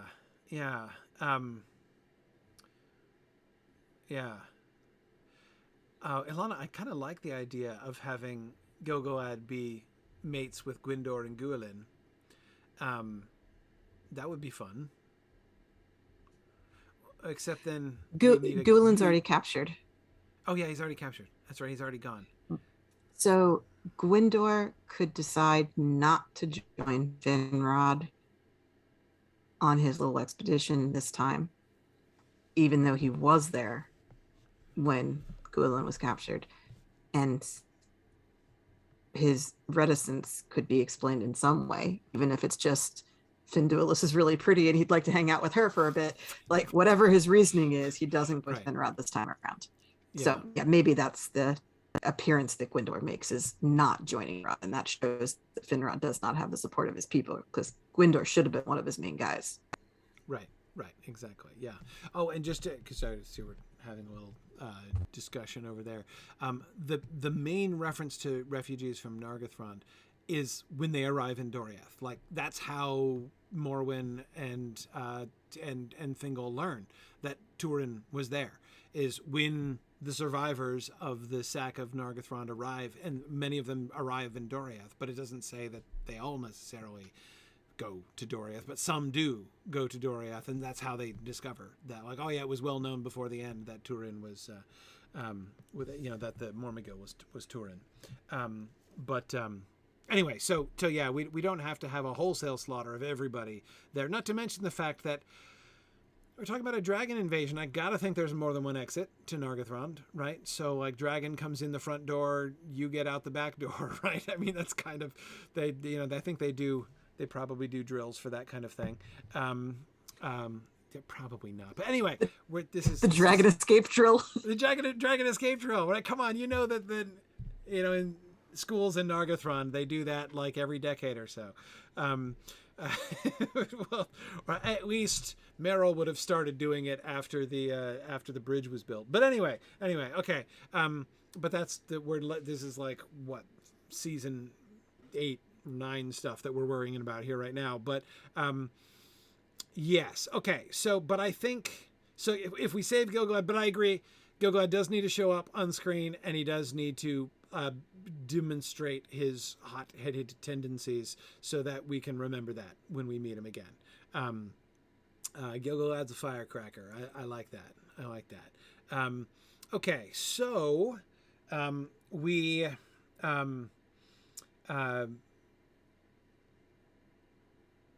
so this all makes sense.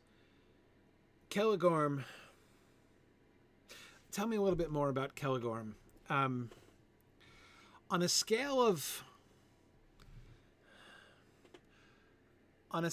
like Eol to Beren, where is Celegorm on that?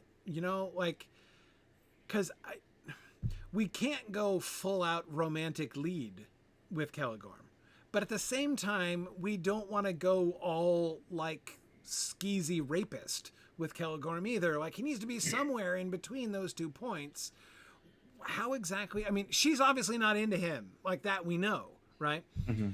But I mean, how is he? Like, is he all like Twitter pated about Luthien, or is this like what? How do we handle his? I mean, do you see what I mean? I think it's important to think about how we are depicting him in his whole infatuation thing. I'm comfortable with him being genuinely enthralled by her. Like, she's the most amazing girl he's ever met, and he just wants to be around her and will act like an idiot over this, like anyone else in that situation. Like, I'm okay with it being a sincere, genuine reaction on his part, while still having very clear arrogance and possession sides of it, where if he actually cared about her, he might notice that she's not that into him. Not to mention not enjoying prison. Yeah. Well, so Yeah. presumably they don't bring her to Nargothrond as a prisoner. Like in chains, right? Yeah, no, clearly they don't. Yeah. Right, right. Like, she's brought there under the pretense of, like, well, come over to Nargothrond and we'll talk about what's going on. We'll help. Yeah, yeah. Right. They're gonna help. And then that doesn't happen, and she doesn't get to leave, and like she's never allowed out of their little suite, and things start getting, which is why she gets to spend so much time with Juan, right? Because she has a chamber in their suite, so so Juan is there all the time, right? Okay, so there's a couple conceptual problems here that we're going to have to figure out how to handle. Conceptual problem number 1. How do they contain Luthien? Right? Thingol fails, right? And Thingol's precautions are slightly more elaborate than theirs. I mean, what seriously? They're going to I'm going to lock you in the room and I'm going to latch the door on the outside, young lady, so that you can't get it. Like, this is Luthien we're talking about here. Does she need a talking dog to help her get out of, like the luxury suite? Seriously. We have to make it plausible that she needs Huan to help her escape. How do we make her need Huan? Curufin is the son of the person that we have kind of suggested is the greatest locksmith in all the world ever. Okay. So there's that. That doesn't necessarily mean that Curufin crafts a custom lock to keep Luthien contained. He could, but I feel like that would be a waste of our screen time. Well, yeah, certainly if we have a whole like lock forging montage. Yeah, sure. No, yeah, but yeah, I mean, it's a valid issue because Luthien's going to be so amazing. She takes out Sauron. She takes out Morgoth. She kind of sort of takes out Karkaroth. Again, how are they keeping her locked in her room? Maybe it's more subtle than that. Maybe it's more of a kind of they're putting her off and putting her off and putting her off.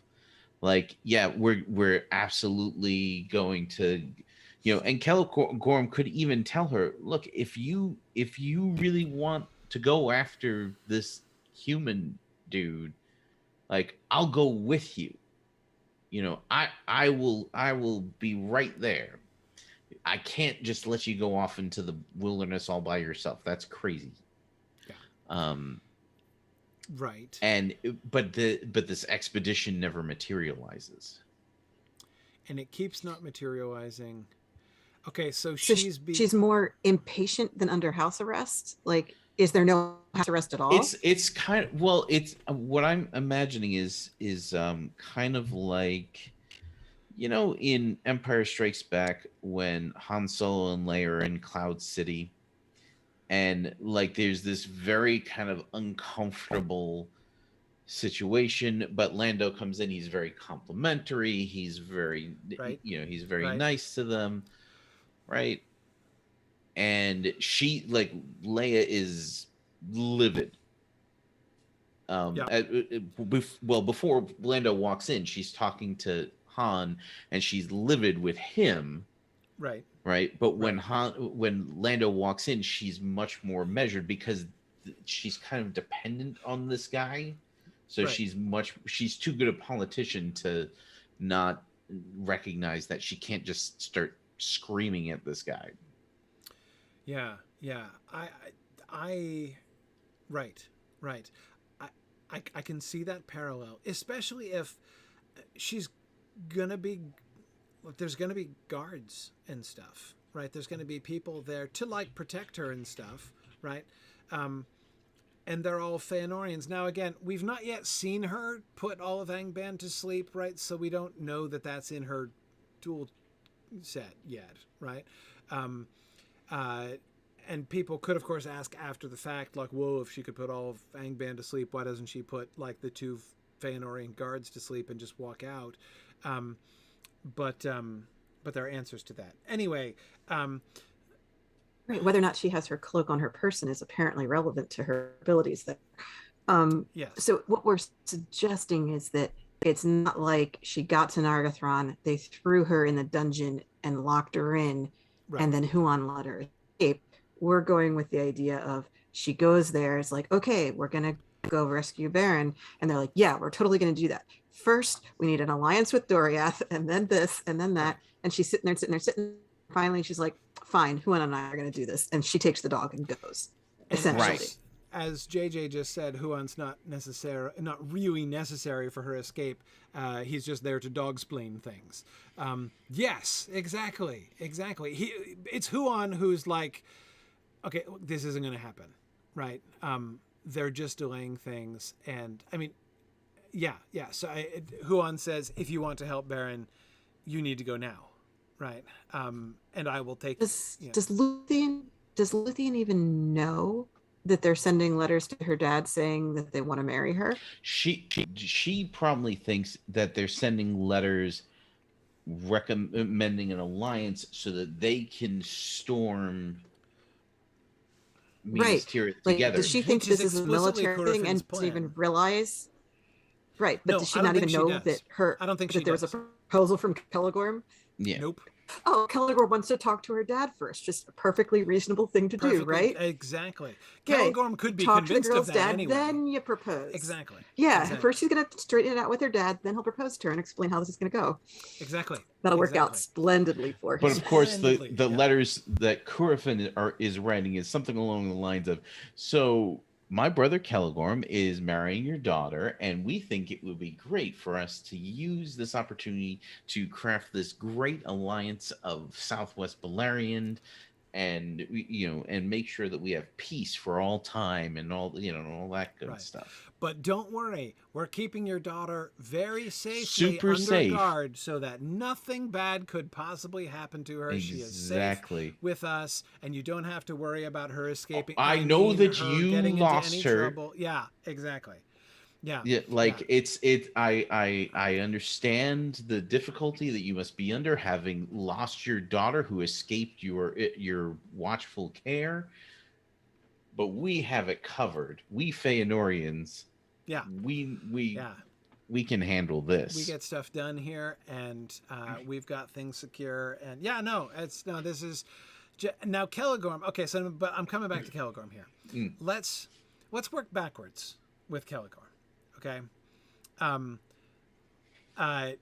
He's gonna end up shooting at Luthien with his bow, right? Jealousy, right? So I'm wanting to map his arc, right? We can get him there, but we need to figure out where, and that's why I'm trying to figure out. So here's the thing that I'm resistant to. The thing that I'm resistant to, I'm okay with Celegorm being genuinely besotted with her, but I am not okay with Celegorm starting off as like starry-eyed, chivalrous love affair, right? Because if so, he's not gonna like if this were a totally genuine, like think of we get very few examples of this kind of like a sort of healthy love triangle among high elves. I could think of one example, and that's the very briefly hinted at Celebrimbor, Celeborn, Galadriel love triangle that we get in Unfinished Tales.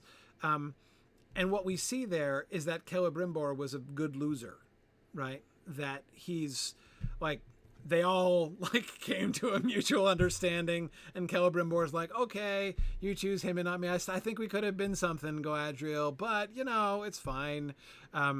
Bygones. That's not Celegorm, right? That's not Celegorm. Like, I do not see him. Now, again, he's not Eol either, nor is he Myglin, right? But he's not that either. By the way, I'm not advocating the love triangle with Celebrimbor down the road. I'm just pointing to it as an example of how like this kind of thing is done among like virtuous and upstanding people, apparently, among Tolkien's elves. So I feel like if he's going to end up and in a relatively short time attempting to murder her, right? He can't start off in a totally wholesome place. He just can't. No. No. When I said genuine, I just meant he actually liked her. It wasn't a political thing. But right. Yes, it's very much possessive. So that it very quickly turns into the if I can't have her, no one can, which is, very creepy serial killer kind of stuff, not exactly romantic lead kind of stuff. Right. And you stole my dog too. Right. Yes. Yeah. Yeah. Well, I mean, we know that's the real issue here, but right. And, right. And it's possible that like if we use the idea that Celegorm is telling Luthien that he will ride with her to go and save Beren, he's thinking in his mind, look, like once she sees me and Beren, who needs me to save him, like once she sees us side by side, like there's no way that she's going to be like, oh yeah, that guy. That's yeah. And now, sorry, Steve, I know that Curufin is one who actually shoots at her in the book, but look, they're on the same horse, okay? And he does it twice. Like, it is in Celegorm's power to intervene and stop Curufin. I mean, I'm just saying, like, he is obviously complicit in the attempt to kill Luthien at that point. Like, whether it's active or passive, he is clearly, like, he comes to that place. Like, he is not an obstacle. Even if Curufin had gotten off one shot, he wouldn't have gotten off the second shot without Curufin's contrivance there. So I'm for the sake of thinking about his arc, he's going to come to the place where at the very least he's going to sit there and watch his brother, like in physical contact with his brother who is shooting at Luthien. So it's yeah, I mean, yeah, but isn't it behind like it? I don't know that he necessarily even like, yeah, we could play it that way, but he may not even know that Curufin was deliberately trying to shoot Luthien. Maybe we could. Okay, it depends on how. Let's take a step further back. Where are we going with Celegorm from here? Where do we want to? Curufin is making his bid for High King, right? And that's going to come crashing down around him. So he's going to care from here on. Because we're going to need these two guys next season for the Near Nith Arnoidiad, right? With Maedhros. So Curufin is going to be like the boy who was almost king, but not quite, right?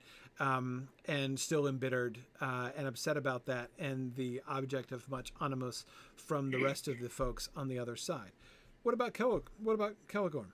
Who's he going to be? Where is he going to be? What's his relation? Are he and Curufin still going to be cool after this? What do we want from him in future seasons? They're both going to get wounded at the Near Ninth. So they're going to end next season on a bit of honor, along with everybody else. After that, the next thing is the third kinslaying. So second kinslaying. Whichever kinslaying we're up to yet. Right. The Doriath one. Right. The next kinslaying, yeah, that's two, right? Yeah, let's go sack Doriath. And that is most likely going to be, apparently we can't get Silmarils back from Morgoth. Time to go take the one that's in Doriath. And we hate those guys anyway. Right. So we've now established that Curufin and Celegorm are not going to have a big jump to get from let's kill all the orcs in Angband to let's just kill all the elves in Doriath. Yeah. They're headed in that direction. Right.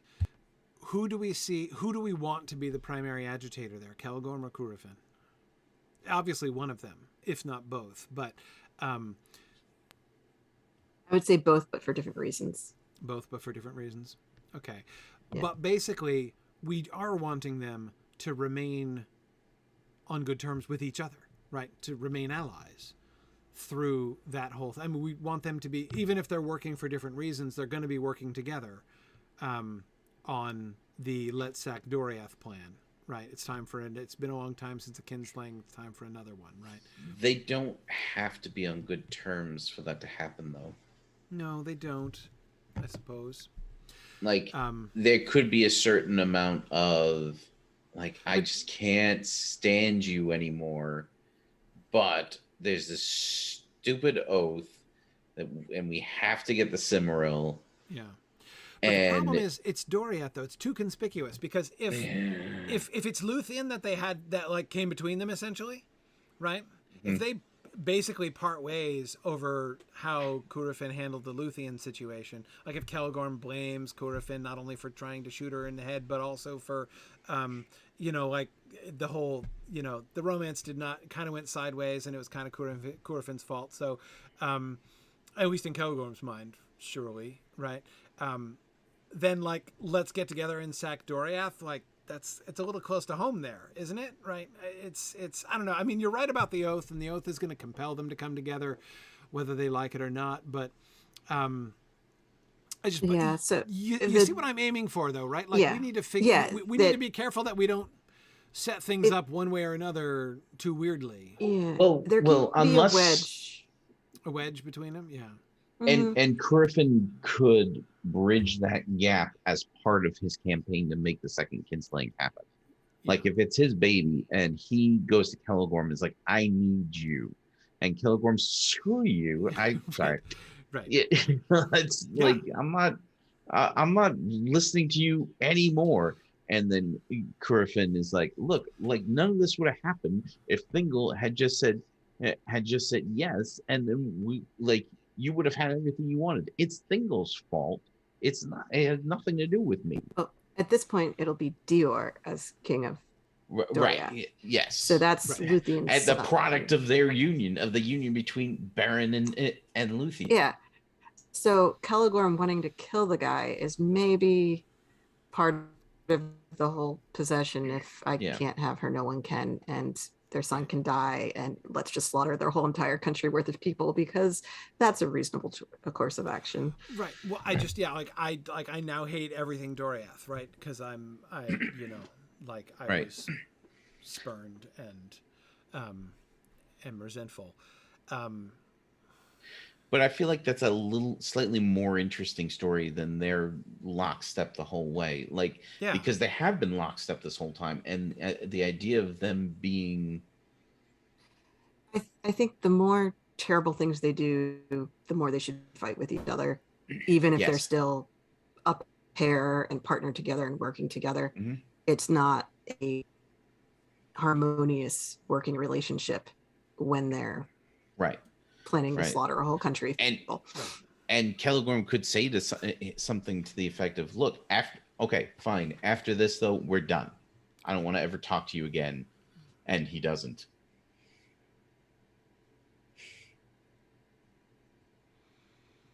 Because they're dead.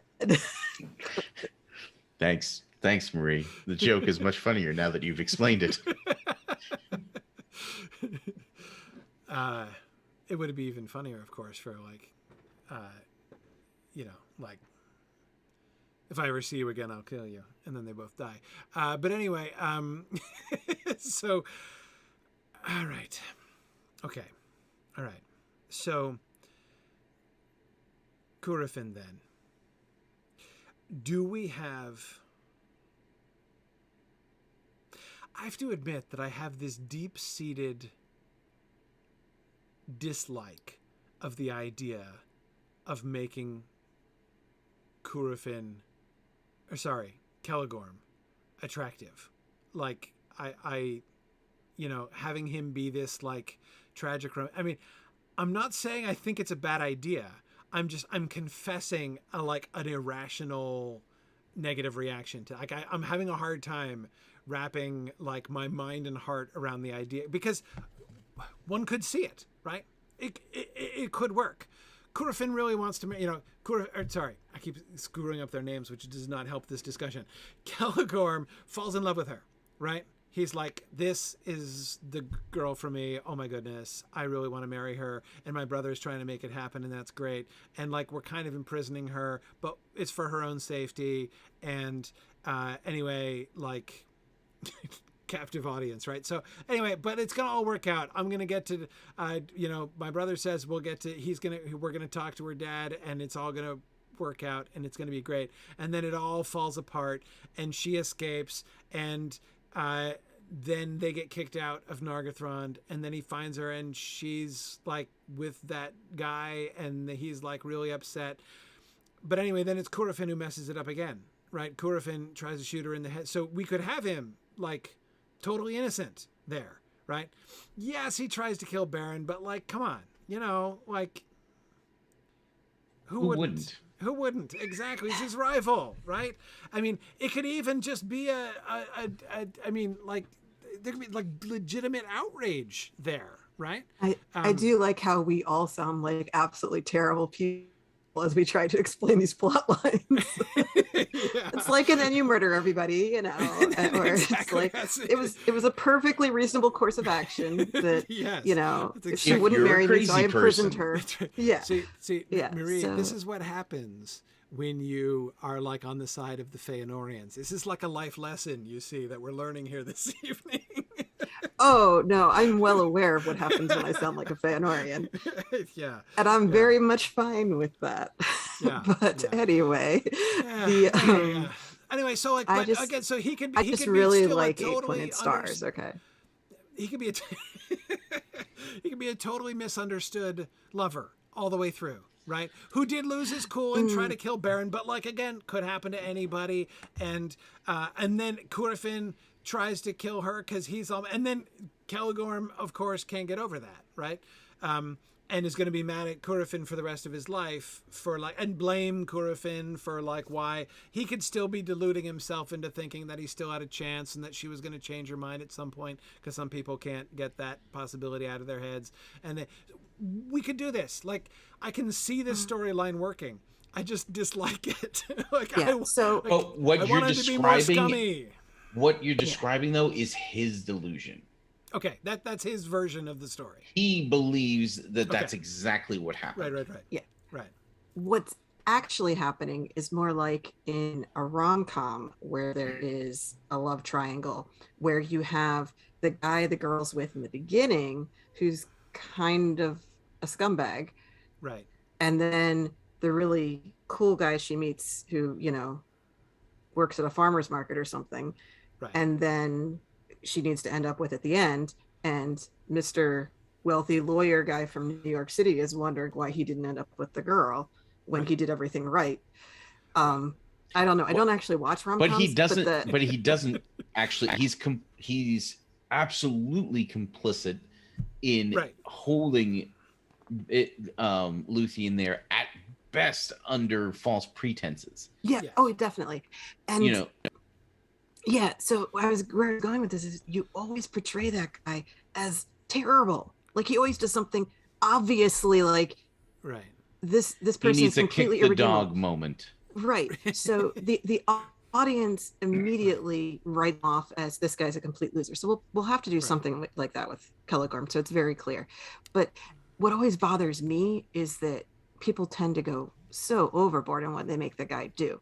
So in Titanic, it's like, you know what he has to do? He has to kick little old ladies off of lifeboats into the water so they die.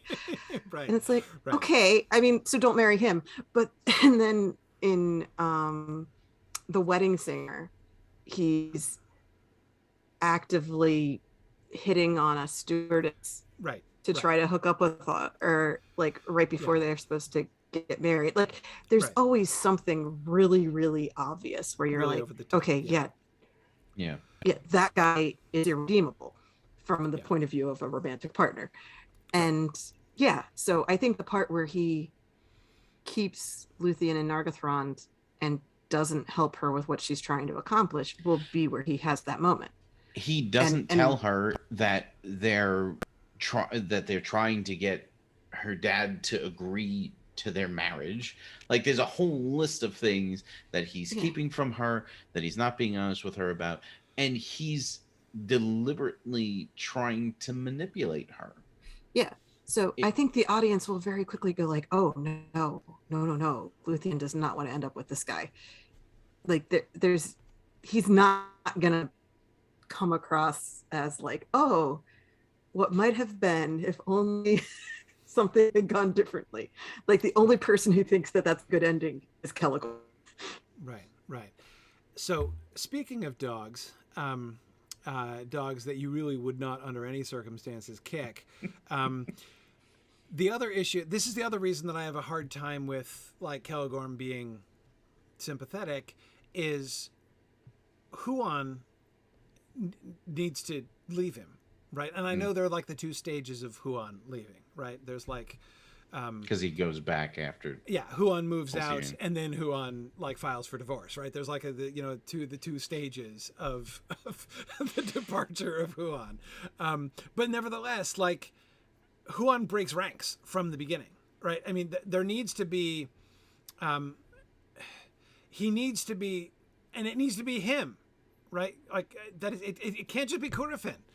Curufin is a convenient villain, but if it's all Curufin and it's not Celegorm at all, then Huon's action would be instead to go to Celegorm and be like, dude, man up and oppose your brother and do what's right by the girl that you love, right? I mean, clearly that would be loyal Huon's move.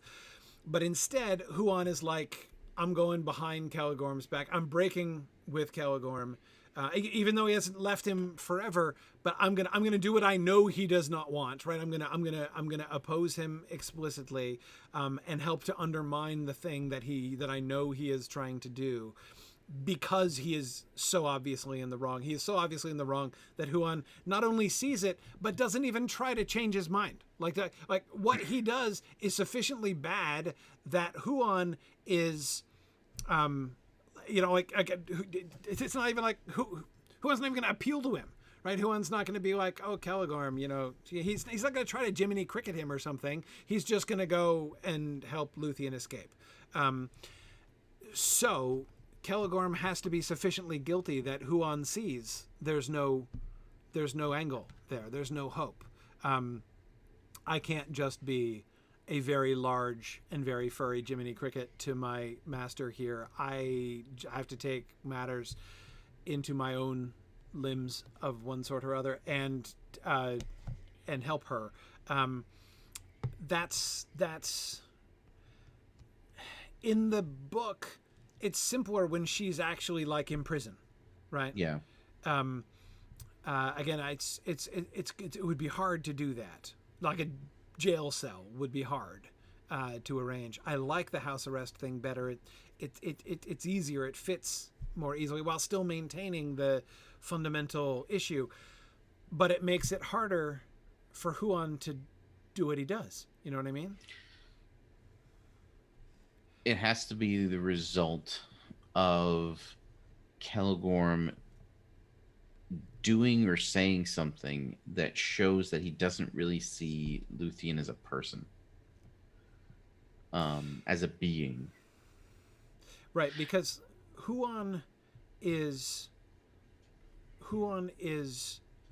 doesn't just do what he does because he has a really, really strong moral compass and insists on doing the right thing when Celegorm is doing the wrong thing. I mean, that's true too, but that's not his main motivation. His main motivation is love for Luthien. Yeah, like everybody else, he's in love with Luthien. Exactly. So he loves Luthien and sees her distress and so chooses to help her against the obvious wishes of his master. But he clearly is not going to do that if he does not believe it's also the right thing to do. So I mean, the moral compass thing is obviously an issue there as well.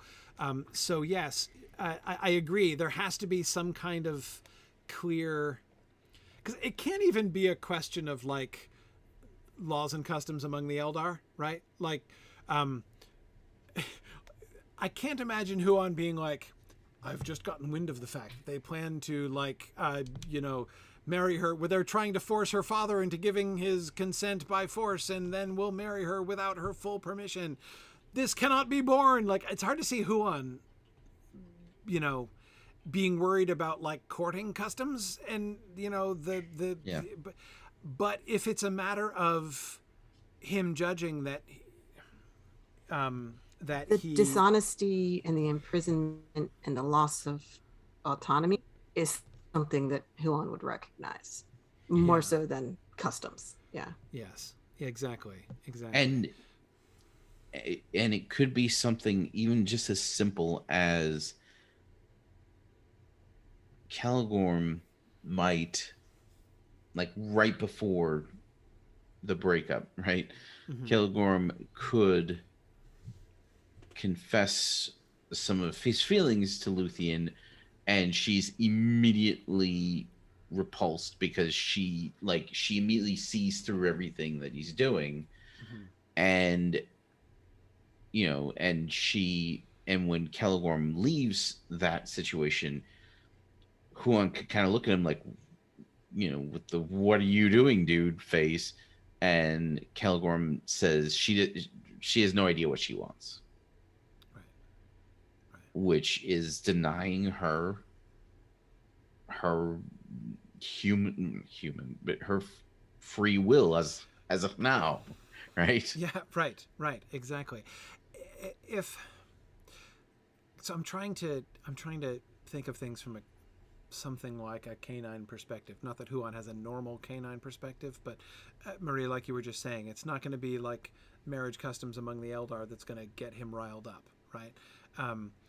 But Nick, as you were just saying, Luthien is going to have a deep and visceral disgust for Caligorm because she does not buy what he's selling. She loves Beren. She's told him she loves Beren. Right. He is obviously not paying attention, and anyways, she is aggressively not into him, right? And this, as it becomes clearer and clearer that she is being held, and that it seems pretty clear that the only way that the only two options for her are to like fight the Feanorians, which she does not want to do for lots of good reasons, right? Even if just like, she's a proper young lady who was brought up not to engage in kinslaying, right? That was a pretty established thing in her household, right, when she was growing up. So, she's not gonna be quick to do that. This, by the way, is one of the answers to why is it okay for her to put all of Angband to sleep and not okay for her to unleash her power in the same way in Nargothrond? Answer: you don't do that kind of, against other elves. Like that's not cricket. But anyway, her only two options, right, are either the really unappealing one of having to essentially fight her way out, not whether physically or magically, fight her way out against all the Feanorians, or marry Caligorm. Like those are increasingly clearly her only two options, and she's going to feel disgusted and trapped. And those would be things that Huon would really get, right? Would really matter to him. She's trapped, she's caged, right? She's not in a literal cage, but she's being caged against her will. Her will is clear. And Caligorm is fooling himself into thinking that she's going to come around. Huon knows this is not true, and increasingly will be disturbed by the fact that he is clearly deceiving himself, and not with a completely genuine error, right? Into believing that she is going to love him, and Huon will see this increasingly. Huon's been willing to forgive Caligorm a lot of things for a long time. So this has to be egregious enough for him to break faith with him. Yeah. And that speaks more to Huon's loyalty than to how great Celegorm was as a person. Like, I know for a while we've kind of let Celegorm's character be shaped, at least in part, by, well, he gets along so well with animals, and Huon really seems to like him a lot. There must be some likable qualities. But again, it's because, Huon's awesome. Not because Celegorm's awesome. Right.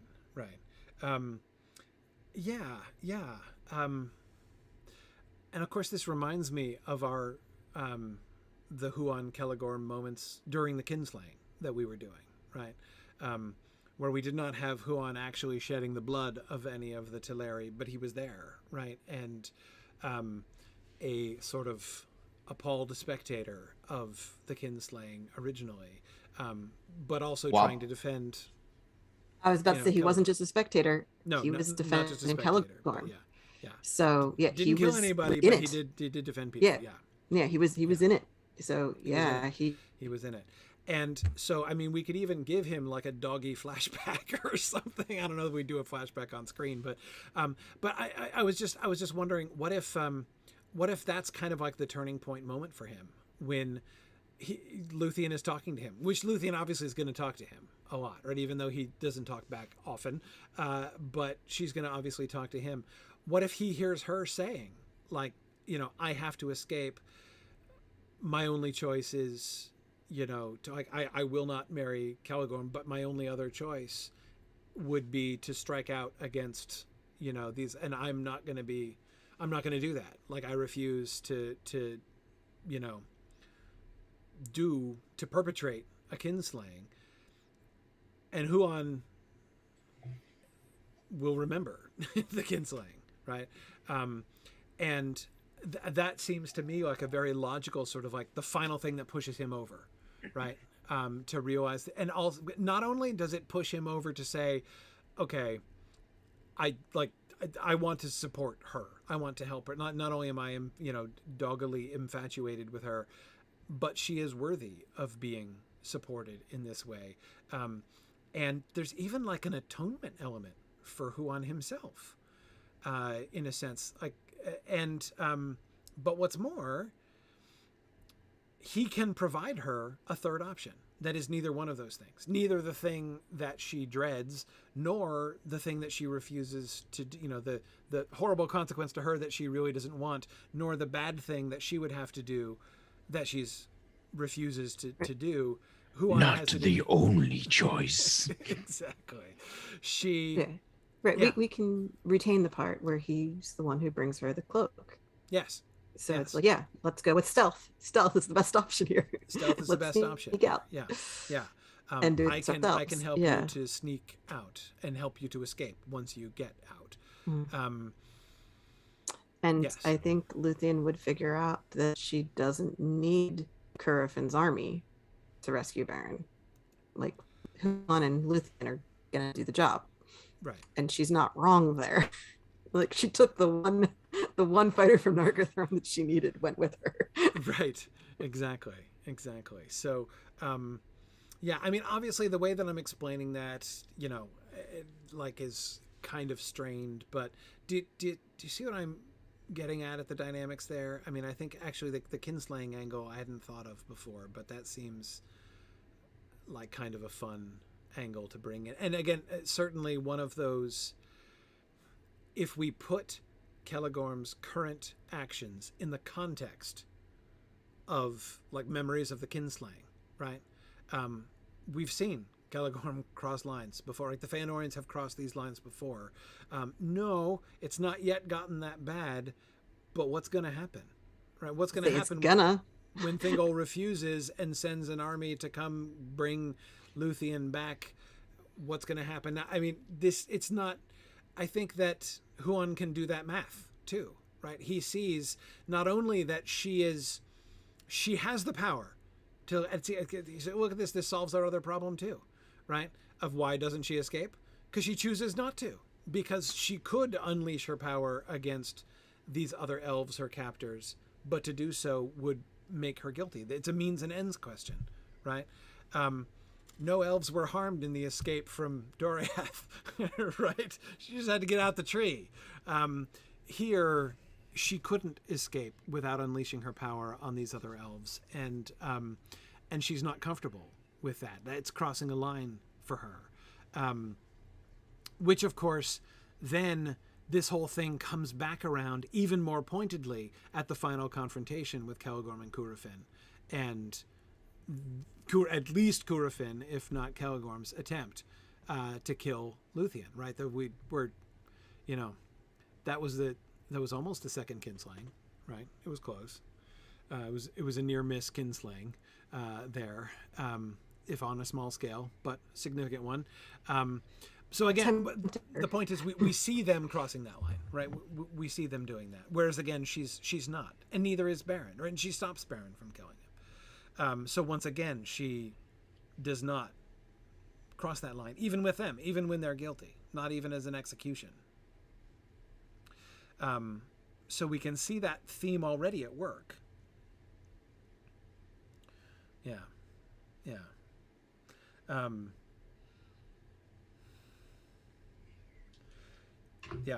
Yeah, and JJ, that's exactly what I was thinking. In Tolkien, it's very important to remember that the ends don't justify the means. If you're thinking something's iffy but necessary for the greater good, you're probably doing it wrong. Yeah, always true. I can't think of a time when that's not true in Tolkien's world. And that would be weighing on Luthien, right? I could break out of here, but that doesn't seem right. That has always seemed to me one of the most important pieces of wisdom that Tolkien is trying to convince people of, is that the ends does not justify the means. I think it's the most clear and consistent thing. Like, no, it's not an allegory, but he's kind of trying to make sure that we understand that thing. Yeah. There's a, and that is a widely applicable idea, which he applies in many ways in his stories. And yeah, no, I totally agree. Okay. So Celegorm, what's his frame of mind then when he's chasing after them, when they meet again?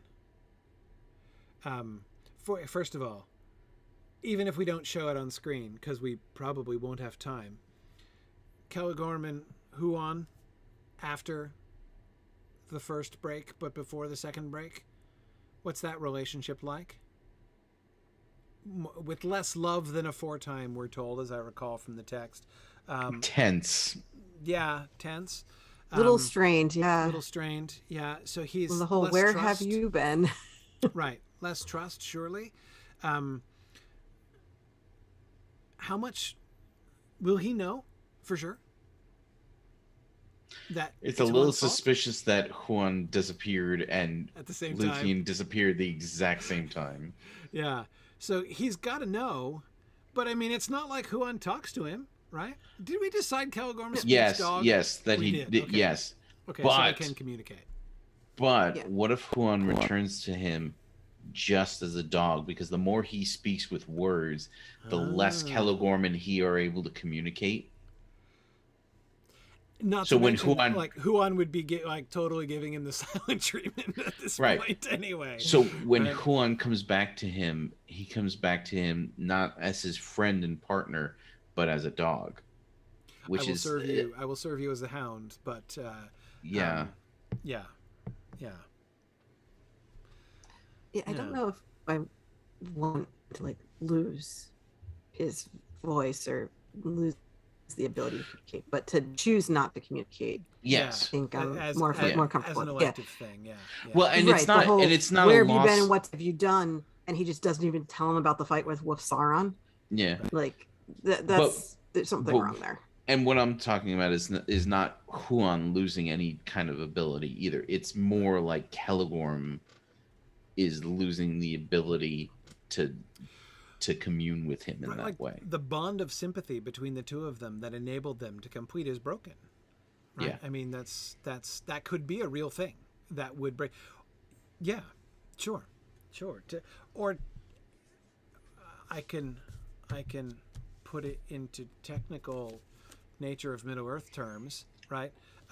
Caligorm now has unwill, or sorry, Huan now has unwill towards Caligorm. So, in the Asanwe Kenta, the essay on telepathy and telepathic communication and mind reading that is published here in the Nature of Middle-earth, Tolkien's the fundamental premise is, if somebody does not want, like, they have to will for you to be able to read their minds. Like, if somebody does not want you to know what is in their minds, it is impossible for anyone, even Morgoth himself, to overcome that directly. Just to override it completely.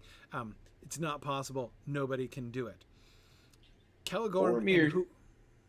Boromir certainly seems to feel like Galadriel has done it.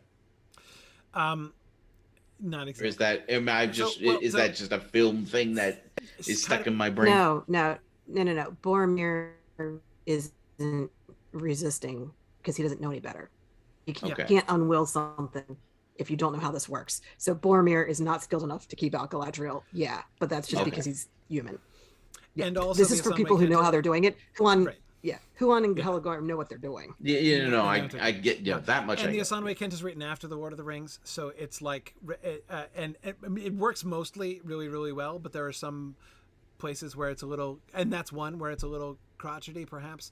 But it's fine. I think it can kind of work. But anyway, let's not digress too much. The point is, even in the terms of the Asanwe Kenta, this works perfectly well. Right, Caligorm could read Huan's mind because Huan's mind was open to him, right? As he trusted him, and so his mind was open. After the break here, Huan's mind is closed to Caligorm, and Caligorm can no longer know, because of Huan's will, can no longer know what he's thinking, and so that's not possible for him anymore. It actually kind of maps perfectly there,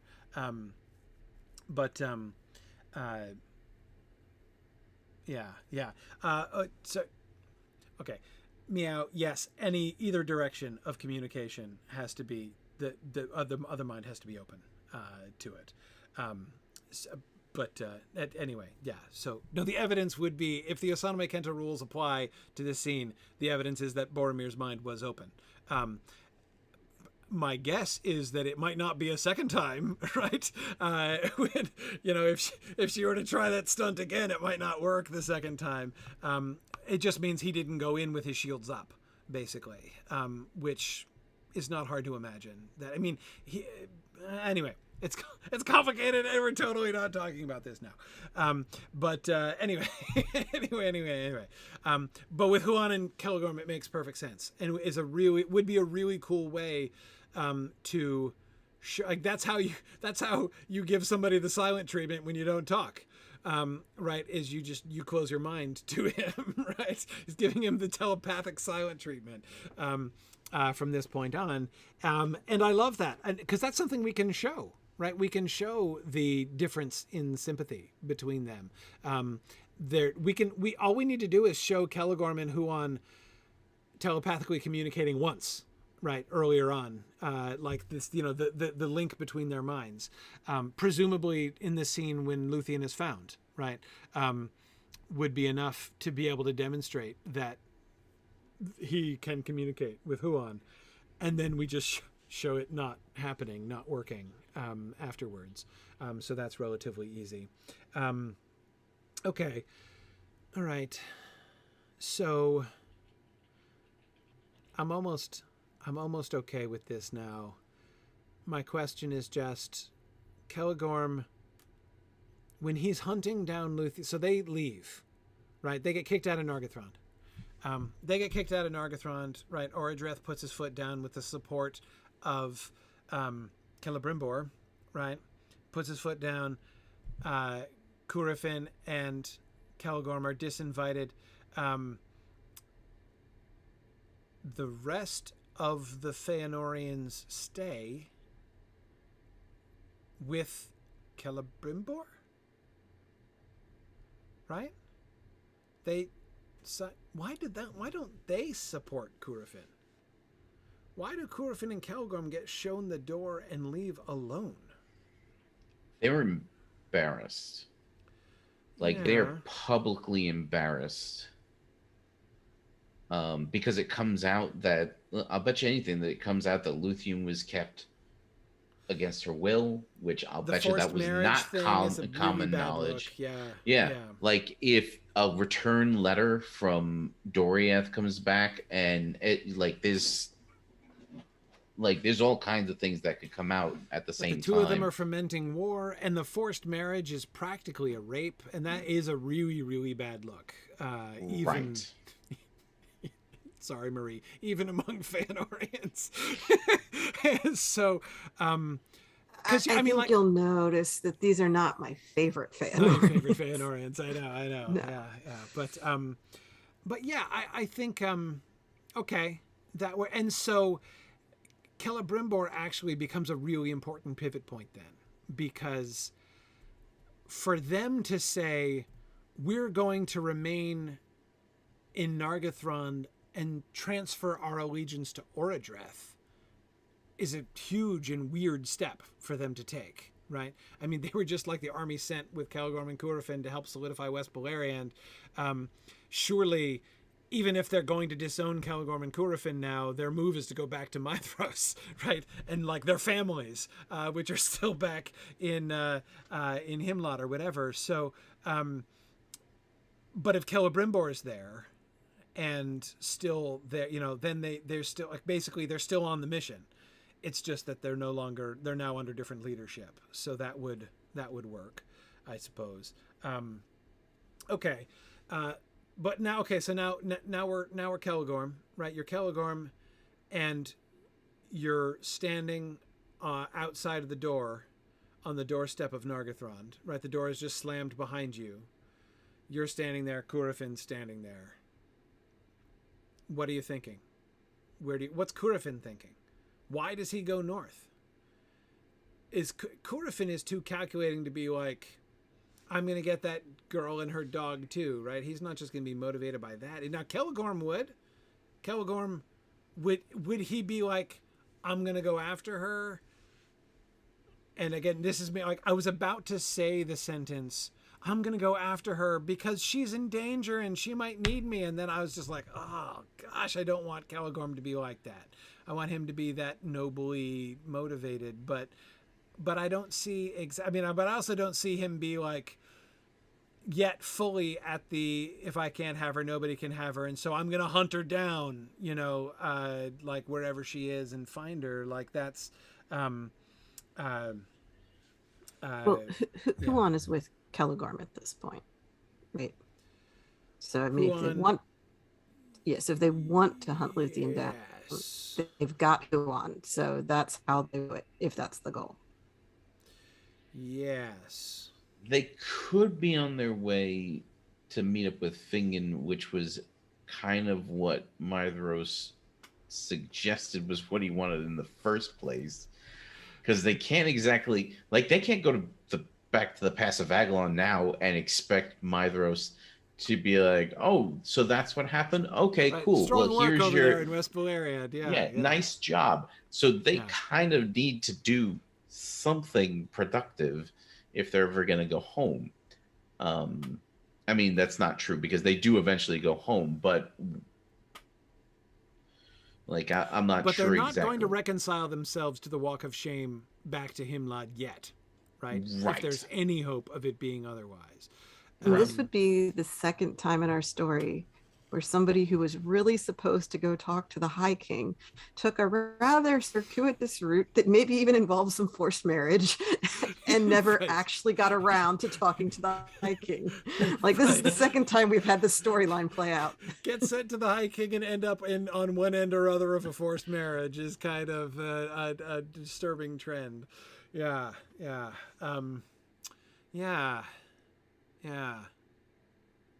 So they'd go north. Curufin, because he's like, okay, we only have one chance of salvaging this, and that's to get to Fingen and try to accomplish something. But ideally, the best chance they have is to be the first ones to get to Fingen before the news of what just happened gets to him, right? So we better go straight to Fingen if we're going to have any chance of not being imprisoned when we get there. We need to get out ahead of this, literally. Right, we need to get ahead of this, exactly. Yes. Now, of course, that would make it a coincidence that they come upon Beren and Luthien. Well, but that's Curifin's motivation, but Celegorm's can still be to find Luthien. Well, what if he... Okay. He would be in full stalker mode at this point, right? Right? Full stalker mode? Like, no, like, I'm sure she will come around. Like, if I find her, I can convince her... obviously there's no chance she's actually really not into me. Like, she lost her head, and but like all I have to do is like obviously this human dude is a horrible influence on her, right? And has her in some kind of hold over her. But if I could find her and rescue her from him, then she would sure. I mean, right? I mean, he could be in that like kind of level of stalker place. Right. And so their roads both go in the same direction, right? They're both heading north for different reasons. And maybe Celegorm could possibly not even tell Curufin that that's what's on his mind, and he could say kind of sideways to Huan, "You know where she is, right? Find her." Right. And so they're following Huan northwards towards where they can find Curufin wants to go anyway. So yeah. Right. So he's not like objecting to the direction of travel. And that's what brings them into contact with Beren and Luthien. Right. Yeah. Okay. I think that works for me as a rationale for them getting north. But then then we encounter Beren and Luthien. Mm-hmm. Celegorm saying, "I'm going to kill that guy," makes all kinds of sense. Not only is he a rival, he again, obviously there's some kind of sketchiness going on there, right?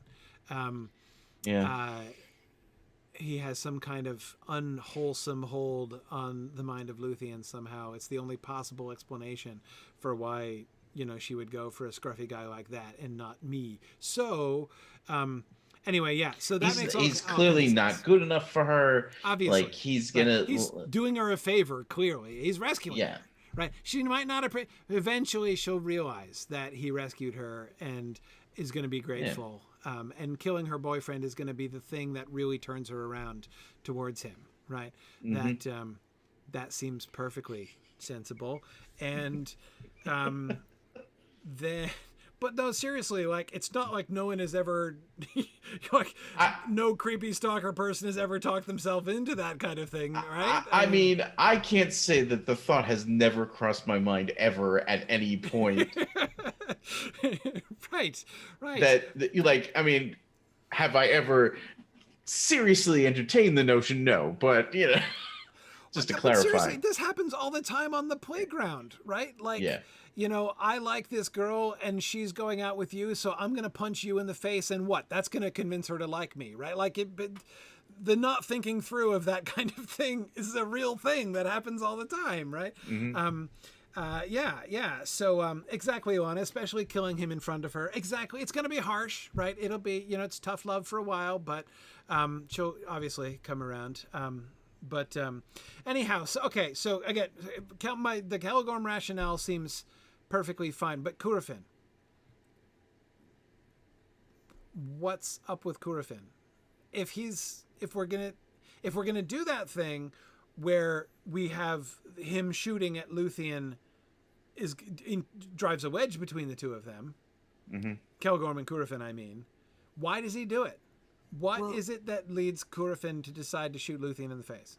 If Celegorm is all like creepy stalker, if I can't have her, no one can kind of thing about it, Curufin at least has some level of, she just cost him everything. Yeah. In West Beleriand. So he's just blaming her for everything. Well, she definitely, everything was going swimmingly until she walked out, and then everything fell apart. Right. So from his point of view, she did cost him a lot. So the anger he would have towards her would be pretty significant. he's not a hothead, so he wouldn't No. attack her out of like blind rage or anything. Yeah, that's Well, one of my there's problems two- with this. Blind there's range two would make things- sense, but not for him. There's Go ahead. two things that killing her puts a stop to. One, it puts a stop to Beren's quest, because there's no way that Beren's going to be entertaining this ill-fated attempt to retrieve a Silmaril if she's gone, if she's off the table. Also, it ends because like when they find them in the woods, right? Curfin's gonna look over at Celegorm like, we're doing this again, dude. I don't. This woman is the last person I want to see right now, right? That And would be his reaction. And it puts this entire thing to bed. And he might think that he could get away with it without Celegorm realizing that he did it intentionally.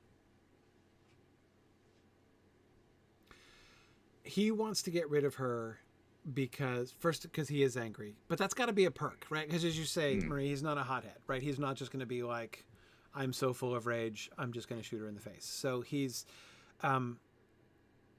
the wreaking of his own private vengeance upon her has to be like a bonus feature of why he, so reason number one, like top reason for trying to kill her would be so Nick, as you suggest, he's going to shoot her and make it look like an accident. Like, I was totally aiming for Beren. I was backing you up right there. I was backing you up.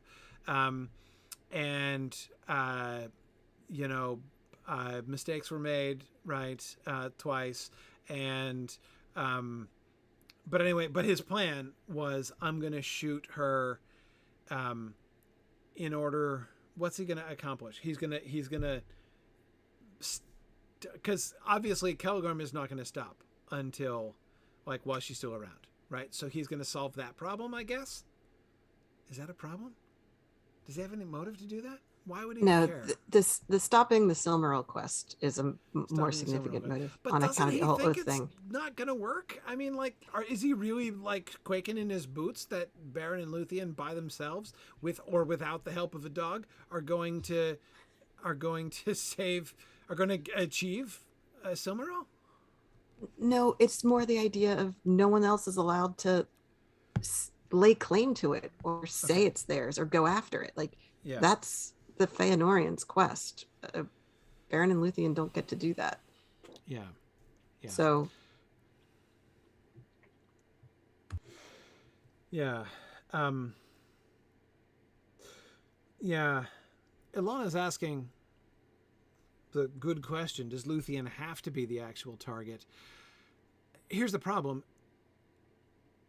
I mean, who doesn't love Beren and Huon both hurling themselves in front of Luthien, right, to catch or take the arrows that are, like, that's really cool, right? So I kind of do feel like the arrows have to be aimed at Luthien.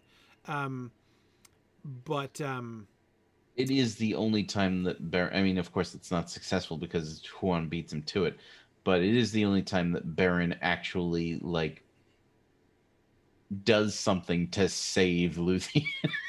I accomplished he something. doesn't even get that. Right, it's true. It's true. Well, the whole getting his hand bit off by the wolf thing was also to save Luthien in That's that true. moment. Yeah, That's but true. the Silmaril, like, is what actually saved, but that's his MO, right? Like, I get myself maimed in order to save Luthien. Like, that's a perfectly respectable MO. And I just say, like, that's perfectly fine. I mean, and as a setup for that, I think it's good. Also, I feel like switching the target, just because this is kind of difficult to work out, is a little bit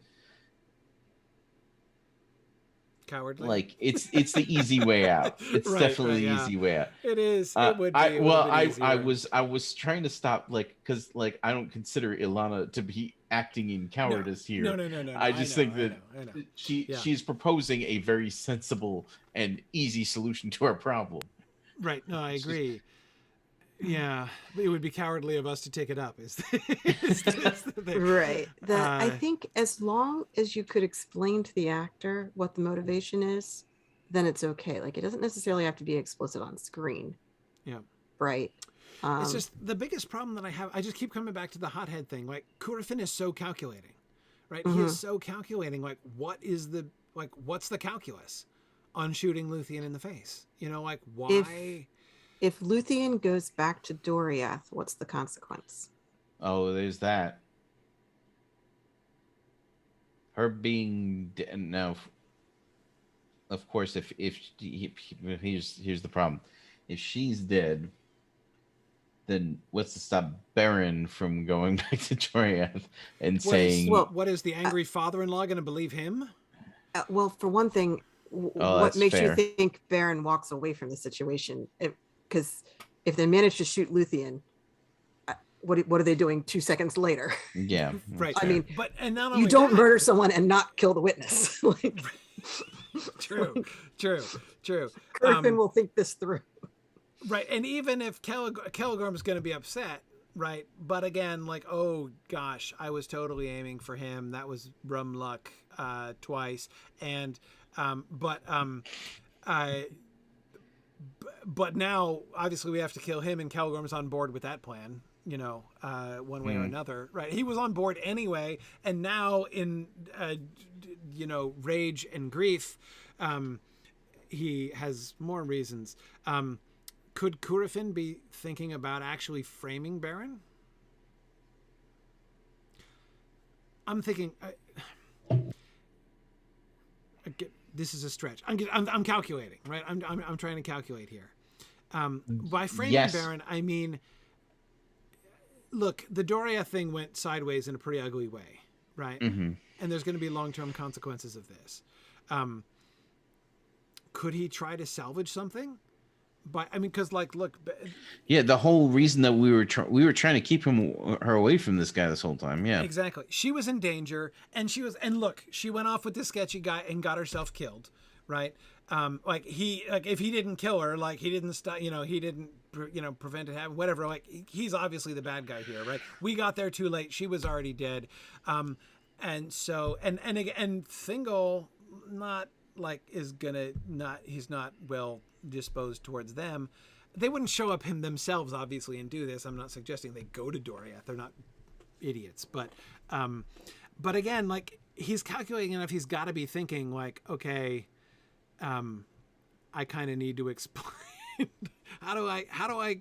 Is there anything he can do to patch the situation with Doriath, basically, in future? Because like this is going to create problems down the road. He's got to see that, and if we could refocus Thingol's ire towards Beren, which is already in that direction anyway, then I don't know. yeah, and of course, if they then kill Beren, then they cover the whole thing up, and it doesn't matter. They can make the whole story, and especially if he is trying to do it so that Caligorm doesn't know that he's trying to do it, he could have Caligorm swearing up and down about what he thinks happened, Is Caligorm conscious? What if Caligorm's not even conscious? He just got almost choked out, right? Caligorm? Baron's because leap? it was Did the right. leap of I was going Baron's to say already happen? right. So Caligorm grabbed Luthien. Leap Yeah. of Baron happened. Leap of Baron happens. So Baron gets Caligorm off the horse in that moment, right? Curfin gets Then Beren throttled Curfin, but death Ah, was near him, for Caligorm rode upon him with a spear. Mhm. And that's when Huon does this thing. That's when he Yeah. files for divorce. Right. Yes. yes. Yeah. Okay. Okay. So I'm wanting to swap the throttling, and here's why. If it's Caligorm who gets throttled, right? Now again, we have to deal with the Huon situation because, Huon turning on Celegorm is a huge deal, right? And we can worry about this a little bit later to some extent, but I'm still trying to work out Curefin's bigger story, right? Like, he's got to have a plan. What's the plan? That's why this is bothering me. If Celegorm is in some kind of semi-conscious state, right, he wouldn't be seeing any of this, what's going on. So Celegorm would find himself with a free hand. Even if because this happens on horseback, right? They let them go, at Luthien, like Luthien says, let them go. And so they put them on a horse. And that's what I meant when I was saying that Celegorm's in physical contact with Curufin while he's shooting at Luthien, right? Which is why it seems to me like he's obviously culpable in the text, even if he didn't pull the bow himself. But if Celegorm is like still sort of like slumped over and semi-conscious from being choked out by Beren, but not killed, then that gives Curufin a free hand to both act however he wants and have deniability and Celegorm has perfect deniability, right? So he shoots Luthien and then he can make up a whole story that Celegorm can then swear to. I don't know, like it's getting super complicated. But, and also there's I'm like trying to figure it out. Certain stuff is not going to happen. So like that's the problem with trying to figure out Curufin's plan is like what Curufin wanted to happen and what actually happens. Right, doesn't happen. Right. Yeah, and like what really happens is Beren ends up with Curufin's knife. Right. I would say that if it would have been difficult for Celegorm to figure out that Curufin was aiming at Luthien before when he was conscious, if in front of him and facing in the opposite direction, then it would be like there's no reason for it to even come to Celegorm's attention that Curufin tried to shoot Luthien. Yeah. Possibly ever. But here's the thing, like if Curufin is throttled by Beren and then gets on the horse and they're riding off, like I could see this momentary breakdown of rationality that now, of course, he's rational enough to know that the problem isn't actually Beren. The problem is Luthien, right? He's rational enough to figure out that that's the real problem. But like as you say, this is somebody who was just getting choked out to the point of being near death by Beren. It may not be the stretch that we have been imagining for him to act out a little bit. Right, that he has, and this I think was what Brian was suggesting, that he has his first, like, normally he's not a hothead, but he has a little emotional break here in this moment, and he just like snarls and does something angry and irrational and shoots and spiteful. Frankly, just like purely because spiteful. This is gonna hurt Beren. Shooting Luthien will hurt Beren a lot more than shooting Beren would. Yeah, absolutely, absolutely. Yeah, I think in the end, that's where we have to go with it. So I'm like, didn't even realize how ludicrously late it is right now. That this is that what that look was? Yes, that's what that look. That was like. That's not the actual time, is it? Holy cow. Okay, sorry. My apologies. Kind of absorbed in the Celegorm and Curufin story because this is a really complicated one to do. Again, like it's about that changing of the register of the story, right? When you come down to ground level and really have to work through what was everybody thinking. I mean, this is why Tolkien himself makes so many changes to the stories when he does that, in the later Silmarillion tradition. Anyway, okay. But I think we've done some good work here with Celegorm and Curufin. Didn't so much get to Thingol, but that's okay. Actually, I think Thingol is pretty simple, and we can do Thingol really snappily at the beginning of next time. That's my theory. It's and I can see the absolute confidence in Marie's face that that's what's going to happen. I think Thingol will be really trivial. I think trivial is the word. So on Thursday, March 10th, we will be back for the briefest and yet most fully satisfying of conversations about Thingol and what's going on in Doriath. And then what we're going to do immediately and well prior to the end of the episode, we're going to decide on the events of the first couple. We're going to begin the season outline because we need to allow the script team to move forward. So they need to know the beginning and end of episode 1 and what is covered in episode 1. So we will definitely, whatever happens, and I assume it's after the, in fact, maybe we just start with that next time and then do Thingol afterwards.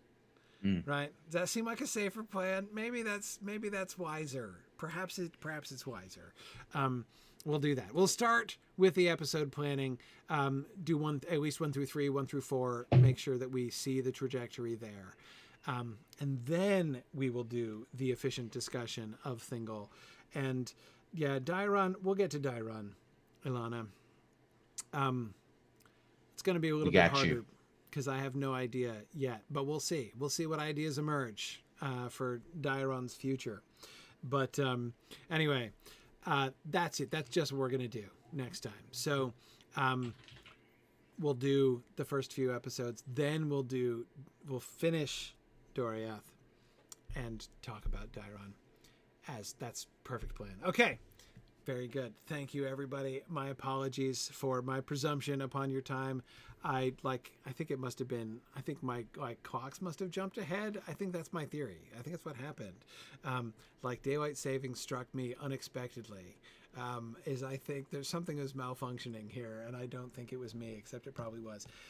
Thank you very much, everybody, for joining us, and we will see you guys in 2 weeks. And until next time, thanks for listening, and Godspeed.